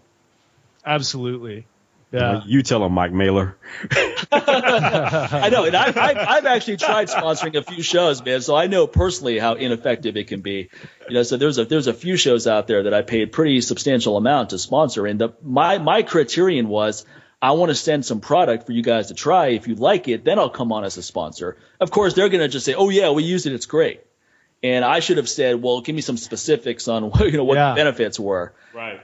Because otherwise it's just some bullshit. It's like, oh yeah, he sent me some product to try and it really works. It's like, yeah, that sounds like a real strong testimonial there. And then when they talk about it on the show, it's going to have the same level of inauthenticity, and nobody's going to pick up on it. Especially I picked up on it when they can't say his name correctly.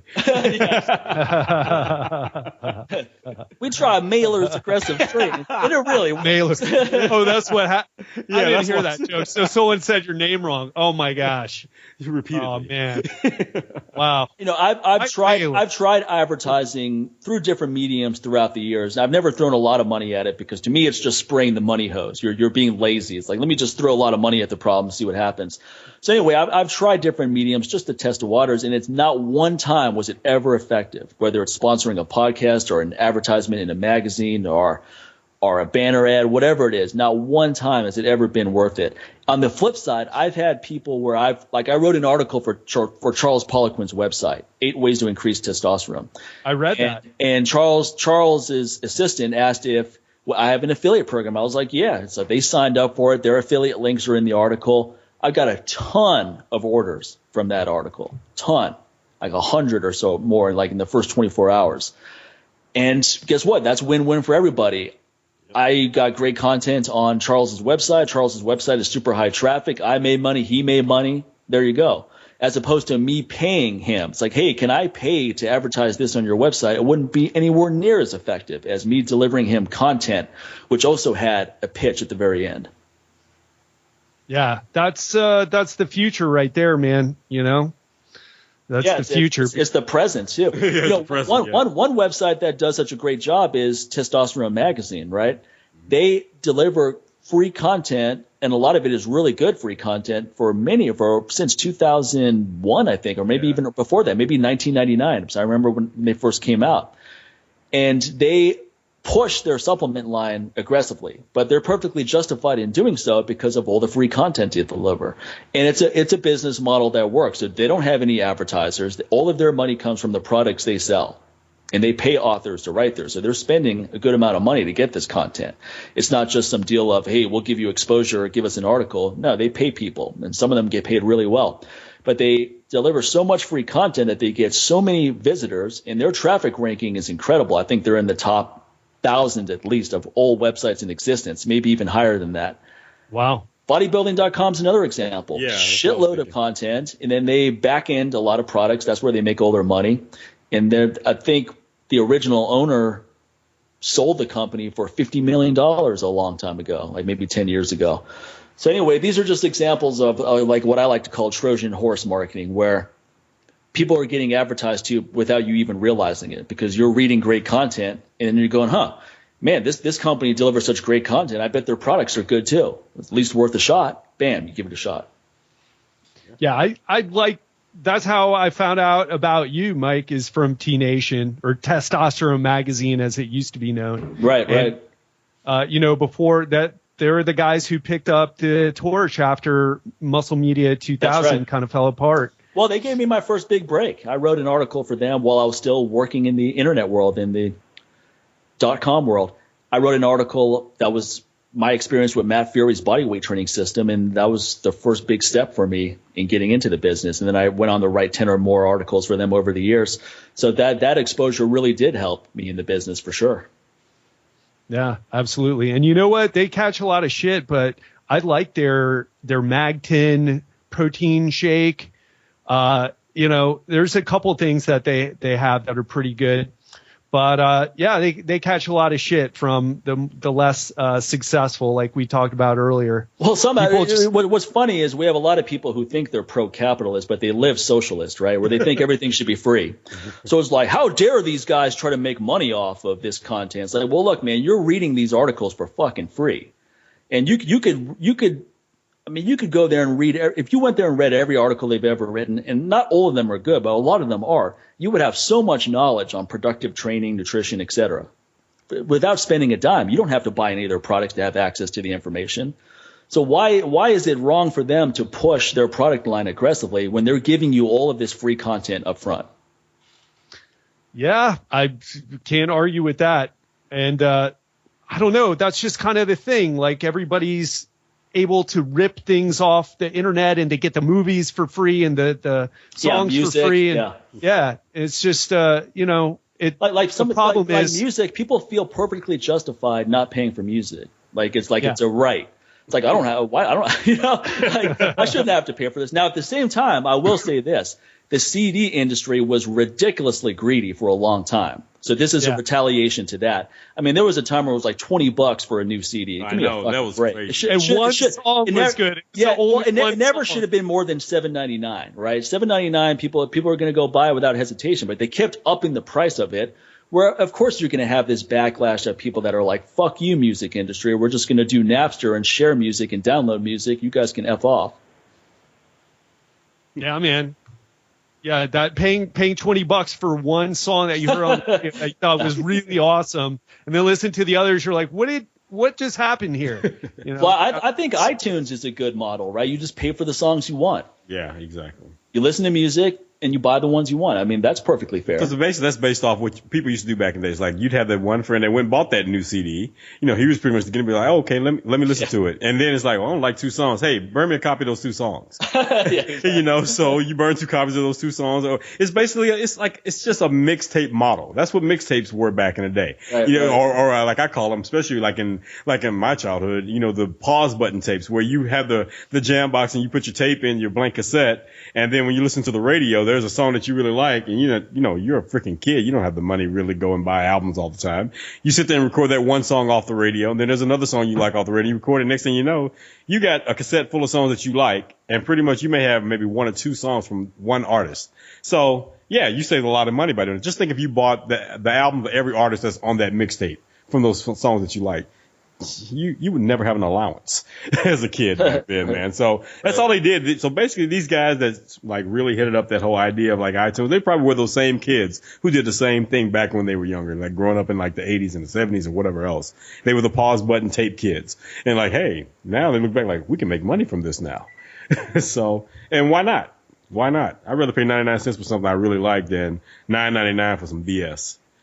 And on the flip side, on a positive note, for underground music, the internet has been tremendous. For a band like Madball, they can get their music in front of a way bigger audience through YouTube and other free mediums than ever before, and that drives more people to their live events, which is where they've always made more money anyway. And it's more economical for them because if they are like depending on that old medium of like, let me get signed by a major record label and take somebody that worked for all those major record labels. Well, here's the deal. You're not, as an artist, you're probably never going to make any money. You know, even when you're going on tour, there's so much of your money that's going back into the label because they fronted you money to get you started because you didn't have it in the first place. You know, all that per diem money and all that they give you, that's not your money, dude. It's going back to them. That's a loan. Okay. That's an interest-free loan. Right, so basically, once you pay the PR person, you pay the road manager, your manager, you pay back the label the money they loaned you. You take care of the production team, the promotions team, for people like me that was working in the marketing and promotion, you take care of all that. The A&R guy, you're pretty much depending on pennies now. And as far as radio play, you're only getting a few cents per radio play if you ever get any radio play. So it's a much better deal now, even on Spotify. Now guys can go and put their album on Spotify. They don't have to worry about the label getting any of that money. That's just between them and Spotify now that they split the money with. So it's a much better deal. Same thing with iTunes. So it works out so much better now. So anybody to me now that's like, oh man, I'm just trying to get this record deal. I'm like, you do realize it's 2016, right? Why? So why are you doing that? Like, yeah, I'm just trying to get my demo. Well, it's more of a status type thing, right? So when they're at a party and telling someone, they can be like, man, I'm on Def Jam Records or I'm on Capitol, whatever it is. Exactly. And people in the fitness industry do that too. Somehow it's more impressive to get a book deal and make way less than to self-publish your book and get it out there in a big way. Yeah, I hear that. And, this is the time, Gary Vaynerchuk, I don't know if you guys are a fan of him or not. Of course. Yeah, he's great. But he says everybody's got to be their own media company, and we need to be able to promote ourselves, and we need to be able to create those authentic connections with people. And that is how, that's what's happening now, as you said. And that seems to be the future, because that's what people are longing for. There's more people around than ever. We have the ability to connect like never before, but so many people feel lonely. Well, it's also important not to rely on all this social media bullshit. Like, I've had people come to me and say, "Oh, you don't even need a website anymore. Just have a Facebook page and take." It's like that's the I've heard that dumbest thing I've ever heard. Especially because it's not yours. You want yours. Yeah, exactly. If Mark Zuckerberg shuts down now, it's well, I mean, there's a saying. It's like, don't buy a house on rented property or rented land, right? Exactly. It's like, I own the house, but you don't own the land. So it's kind of like that medium.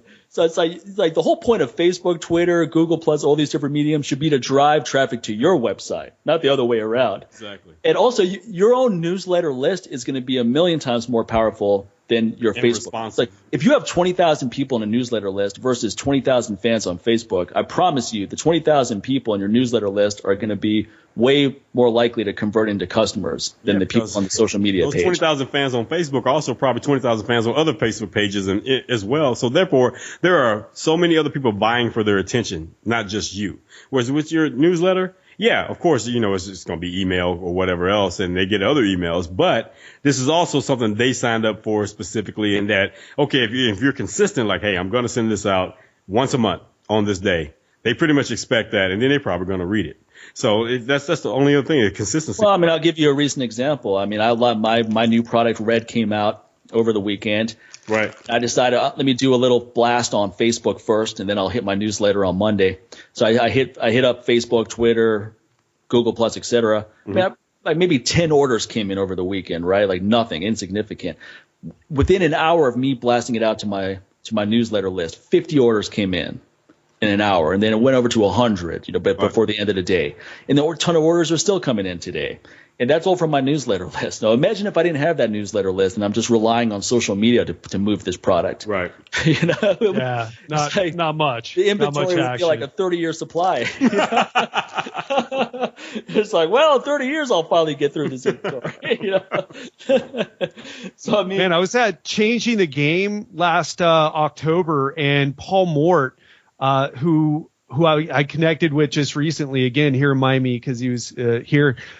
He gave this presentation and showed the metrics on like what an email list does for you versus basically everything else, including Facebook, Twitter. And there was just no comparison whatsoever. Email, I don't remember the exact numbers, but it outperformed all the other outlets by many times over. Yet that's where everybody is on Facebook because they're, getting the hits of dopamine by being on there and getting into arguments. And, well, you know why people are on Facebook? For themselves, to post fucking selfies and look at me, look how important I am. They're not in there to look at what you're doing. It's all like this self-congratulatory, self-indulgence type medium. And you have to deal with Facebook's algorithms. No one's signing up for your newsletter list to talk about them, to talk about themselves. They're signing up for your newsletter list because they want to hear from you and what you have to say and what you're offering. And like I said, the other thing you got to worry about is the algorithm on Facebook as well, because they make it, if you have a page, it's like if you're not buying advertisement, they're not going to make it where your page is going to pop up in someone's timeline as easily. So, So you also have to pay to play when you're on Facebook now. You can't be pissed off about them because they are a freaking business. So I see people getting pissed off with fan pages like, I can't believe I got to buy a freaking ad just so my fans can actually see my fan page. Again, there's that whole thing for, I want to get something for free. You want to make money at the expense of another company giving. Yeah, it's like how is Facebook supposed to make money if everything is free? Exactly. Actually, you know how they're making money?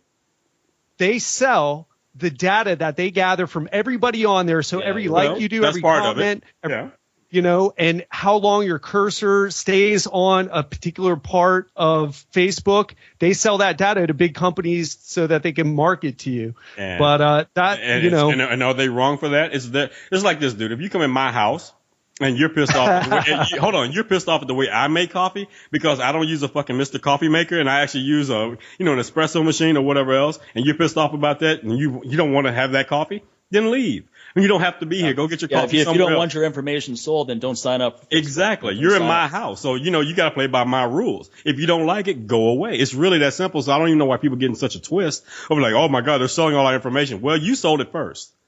When you agree, when you agree to the terms and conditions of their website, you just sold which no one reads. Nobody reads. Yeah, absolutely. So don't get pissed off because you didn't take the time. In that terms of agreement, they could say you're going to be giving us your house and your dog and your. And every now and then, Mark Zuckerberg's going to come over and spank your wife on her ass, and you just agree to it. You can't get pissed off. You agreed to this, man. It's a binding contract. You know what? I agree with all that, and I don't have a problem with Facebook because, I get more value out of all the connections that I've made. Not so much the posts, not so much all the, having the pages, but I've made some great connections. But it's just, I like to say that because a lot of people spend so much time on there. They don't know why the fuck they're on there, and they're not getting the results. They know why, Ted. They know why they're on there. They're like, oh, look at our glutes, because of all the glute pictures that all the women put up. All the fitness chicks. Hey, man. Right. Well, they're not making any money off of that. The funny thing about that is you'll have like some fitness girl with 100,000 followers and she works at the bar at the Las Vegas Strip. Yep. I'm not saying there's anything wrong with that, but what I'm saying is that she's not monetizing any of that traffic. That's it because again, no one's going on Facebook to buy shit. They're not going. They're gonna go on there and look at your pics for free. They don't want to buy your calendar.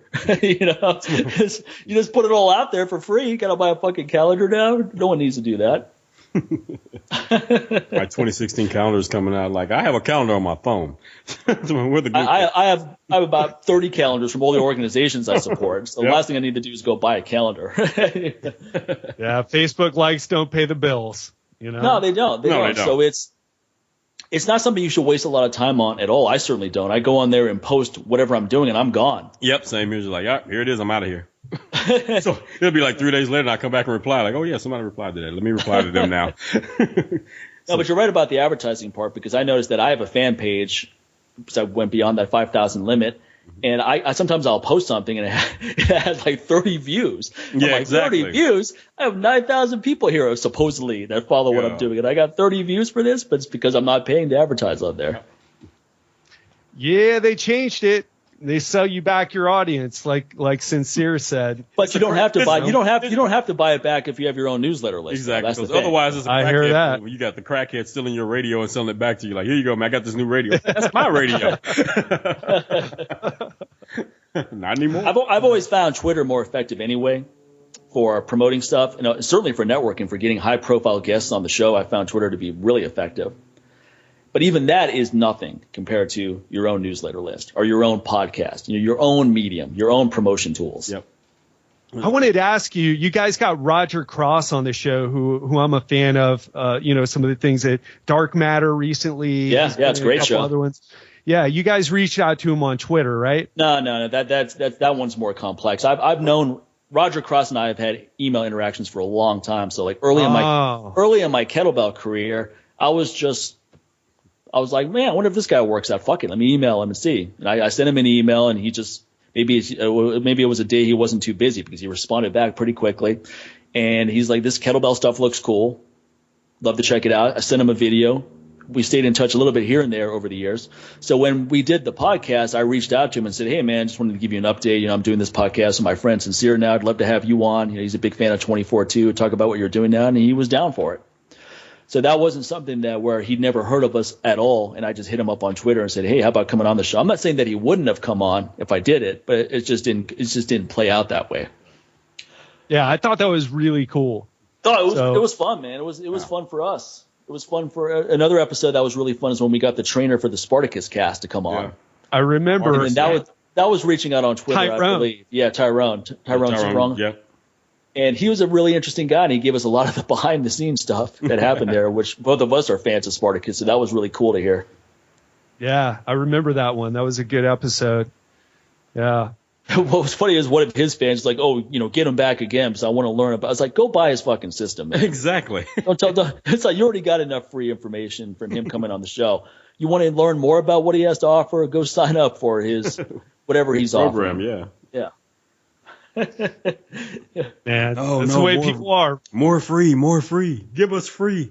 Look, Amistad, you got to buy something, man. Okay, stop it. Well, what's funny also is that it's like, you realize that Sincere and myself are also fitness experts. So why don't you go check out what we're doing if you want some more training information? Yeah,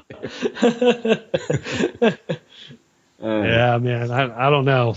But there's a book called Free that predicted that pretty much all information, and this is like years before all of this started happening, all information is going to be extremely hard to sell because of the internet now. It's so cheap to distribute it, right? Like an ebook and so forth. So it's like you're going to have to expect to give away great information for free and make money some other way, some other means. And we're finding that bands have to do that, right? Most of their music, they're not going to make much money off of the record, if any. But they're going to get more people at the live show. They're going to sell more T-shirts. Merchandise, yeah. Yeah, they're going to do more merchandise, exactly. They have to come up with other creative means. Yeah, pay for, you give away information and charge for implementation. Right. Is something I heard from a marketer recently, and I really like that. Well, that's another example. It's like you can give away a lot of generic information, but if you want a personalized program, now you're going to have to pay a premium for that. Exactly. And you can be perfectly justified charging a lot for that too, saying, hey, look, I'm really generous with all this information. If you want me to sit around and think about your goals all night long and come up with a plan, you're going to pay the piper. Yeah.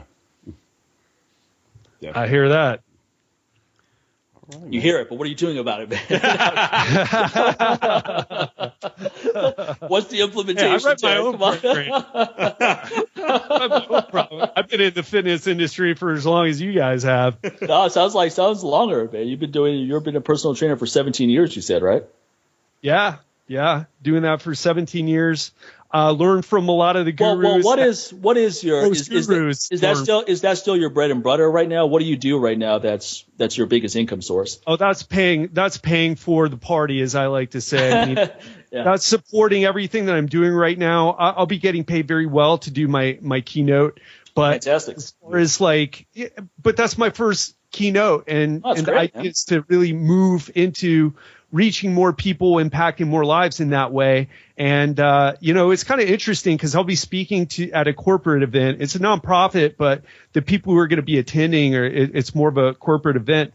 And I'm speaking at a place an event before, which is I'm very honored to be able to speak there, but, they're covering the hotel room, and, it's cool, but, what I'm getting at is, it's difficult. It takes that time. And you talked about this. I mean, I keep referencing your course because I really love it. I don't even know if you still sell it or not. Oh, I sell it. Yeah. Yeah. I sell it and people still buy it. I remember the information and everything that I can think of, the major points are still relevant today. Create content, and everything that you said on there, and especially about speaking, really developing, that kind of put the idea in my mind that, hey, I need to get out there and reach more people. Because when you talked about like what you can do one-on-one versus one to a group of people, I mean, it just makes sense. And not only that, is the potential for more income, but also your reach. More people know about you. More people will figure out, will go to your website, sign up to your podcast, subscribe to the podcast. And that's what it's about, man. It's a popularity game. And, you can't just sit on your computer and be successful anymore. No, it's important for people to see you in the real world. Yeah. Rather than look, you may have a photo of yourself on your website from 10 years ago. It's important for what does he look like right now? What's he doing right now? And you can post clips from YouTube and things like that as well. But still, nothing takes the place of that real world experience. Yeah, and I'll tell you, I met some people, and we talked about this before. I met some people who are big online, and then when I met them offline, it was a bit different of. And they're big in terms of girth in person as well. No, well, you just think, wow, that guy's got to be really confident and cool and whatever, and then you meet him, you're like, that was kind of a weird interaction. Yeah, no, you're more like, what a dick. You're like, no, I'm just gonna be honest. I've been there something like, damn, I wish I hadn't met you now. Yeah, exactly. Then you start seeing him on Facebook, whatever, and you just roll your eyes like, man, and everybody's praising him like, God, if you only knew. I can't tell you how many people I've had that experience myself, and I know a lot of other people that have hosted courses for people, and they're like, man, I was a big fan of him until I hosted that course, and then I had to deal with him in person for 3 days. It's like ruined the whole thing. It's like I can't even look at his books anymore. You want to hear a funny story? I went to Ian King's boot camp, like 1999. No, actually, it probably is early 2000s, I'm thinking. 1999, 2000, 2001, sometime in there. And Ian busted my balls because and Alan Cosgrove was there, like before he blew up. And cool. Ian was busting my balls because I talked like a surfer, dude, even though I was on the East Coast. I'd never been on a surfboard in my life. Never seen big waves. You're like, well, look, Ian, at least people can understand me when I talk. But I appreciate him. He was a good guy, but it was a bit different. You know who I've been talking to a lot lately is Charles Staley. You guys. How's that going? No, just I had him on the show, and Charles is. I don't know what you guys think about. Well, here's my take on Charles. I've known Charles for a while, and he has a lot of good material. We had him on our show. I think it was the first year in the business, and he was very honest about how he went through a tough time in his life, and he lost a ton of money to his wife who had gambling addictions, and he talked about how there were some obligations where he inadvertently screwed people over, where he got paid in advance and he didn't show up because he was in such a dire situation, and that's great to to have a full disclosure over all of that. But then you got to make reparations as well. Exactly.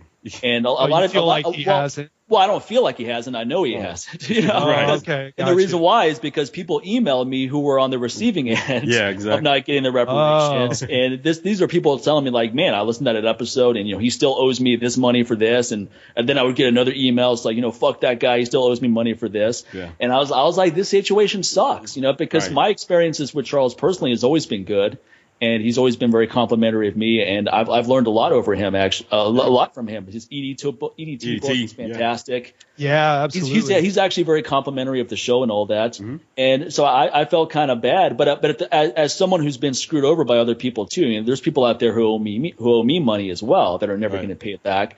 It really pisses you off, Right. So I understand. You can empathize with them, Yeah. They don't want to hear about your comeback when you're not doing anything to pay them back. They're more like, I hear about your comeback, but you never came back and paid me. That's the thing about it, man. So now, to be fair, this is a couple of years. It's been a couple of years, so we don't know what's happened now, but. Again. Well, I haven't had that conversation with him, but, we had just gone back and forth a few times, and I was just, it's not like we hang out all the time, but I did meet him when I was in Phoenix for a conference, actually like a marketing conference.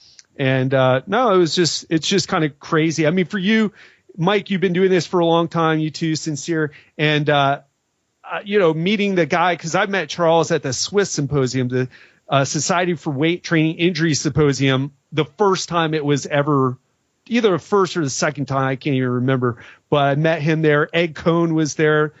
He was a champion powerlifter, like the number one guy at the time for powerlifting, and then just catching up with people. It's pretty cool. I mean, that's the power of like this media, the world that we live in right now. Sorry to hear about the thing with Charles though. Oh, you don't have to apologize to us. He didn't screw us. He's just. He hadn't screwed me over either. I didn't. It just came out of left. I didn't realize that when you brought it up. Yeah. Did we lose Mike? Yeah, Mike.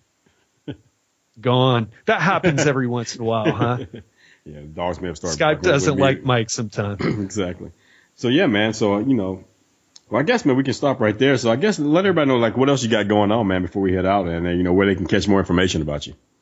Yeah, well, you can, what we talked about today, I don't know, we kind of went all over the place and talked about a lot, but if you like to hear more about what I'm doing and hear some really cool content, I've got some great guests. You've been on my show, Sincere. Mike's been on the show a couple times, and you can find me out at legendarylifepodcast.com. It's the best place to figure out, to find out what I'm up to and to go listen to some of the episodes.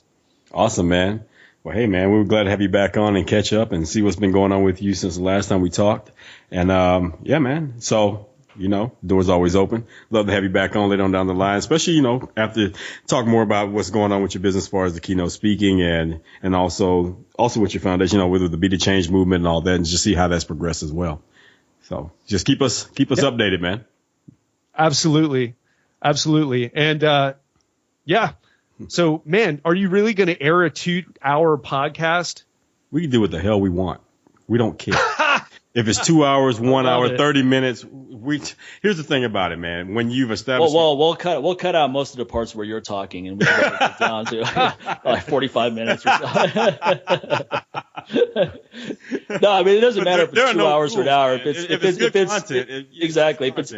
Honestly, Ted, we wouldn't even have kept going if it wasn't interesting. So if it's interesting for us, it'll be interesting for listeners. Exactly. Man. All right, and Mike, I promise. We don't go with these podcast rules and everybody with their little 30-minute shows or keep it under an hour and, where half of that spent talking about their advertisers or whatever. Screw that. We don't like we don't do rules like you, Ted, where, no profanity allowed and, things of that nature. Fuck that, Ted. Fuck that. Yeah, I used to cuss a lot, then I stopped. You're right.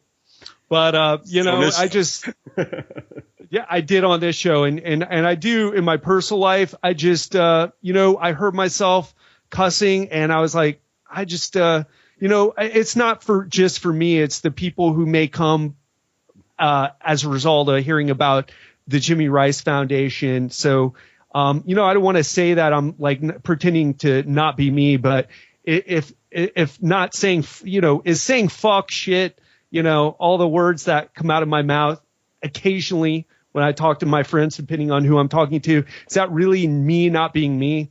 And at the same time, though, if someone is so uptight that deters them from supporting such a great organization as the Jimmy Ryce Foundation, they probably wouldn't support it anyway, buddy. How serious were they? It's like, you know what? I was ready to put my credit card out, and then Ted dropped the F-bomb. He dropped the F-bomb. That really offended me. Like, come on. Well, I can be a great people that the cause is bigger than the word. Okay, people that are offended easily are also people that don't act easily. They're too busy being offended to take any positive action.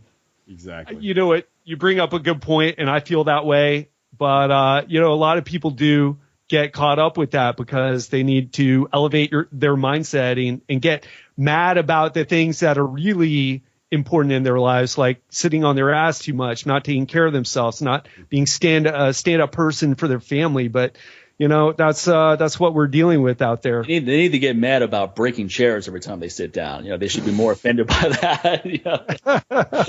It's more costly. It's like, man, I'm tired of having to replace furniture. That's fucked up, but funny as well. Man. Well, good, man. Man. Great having you. Great talking to you. Keep up all the great. Absolutely.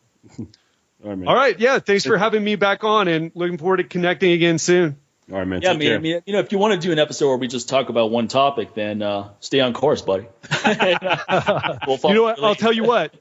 Next time I come on, I'm only going to bring up training if I've been doing like squatting and deadlifting and bench pressing.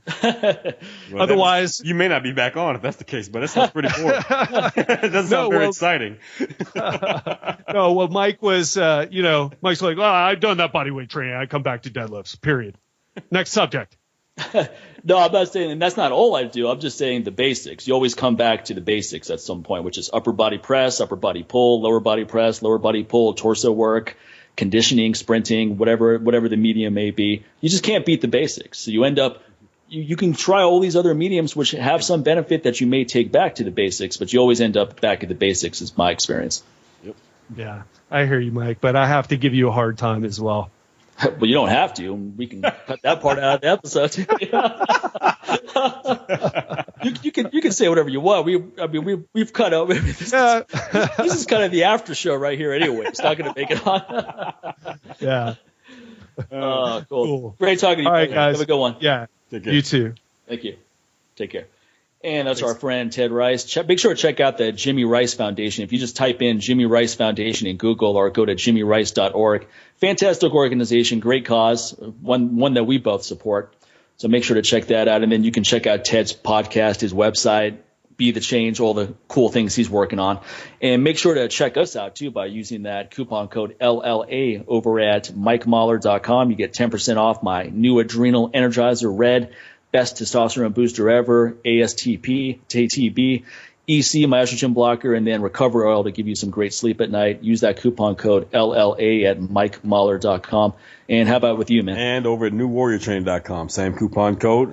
Use that same discount, and you can get that with my DVD over there for bodyweight training that Ted was bringing up. You should look at some of those animal movements that he was bringing up as well. So if you're really into that, hey, this DVD can really help you with that. And it also comes with a program, 12-week program to get you started as well. So you have that. You have my weight management program. You also have, for all you coffee lovers out there and tea lovers out there, you have the pour over Chariadors that I have there as well as some other things, ebooks, all that good stuff. So at newwarriortraining.com. And also head over to patreon.com/LLA podcast, become a monthly supporter of the show. And we would truly appreciate that. And big shouts out to all of you that have already done that. So go to the little box where it has the $1. Take that, make it $5. Yeah, or make it more. Any of that helps the show keep going and growing, folks. And last but not least, you can go on to iTunes and Stitcher, rate and review the show, and then from there share it with everybody that's on your list on social media, so we can actually put some good use to social media besides all the glute selfie people out there. So we can do it with that. So all right, folks. So we'll take any of those things that all helps the show, and you all do your part, we do our part, we all work together with this. All right. So hey, that's gonna wrap it up for this week. We'll catch each and every one of you on the next show. Take care, everybody. Take care, everyone.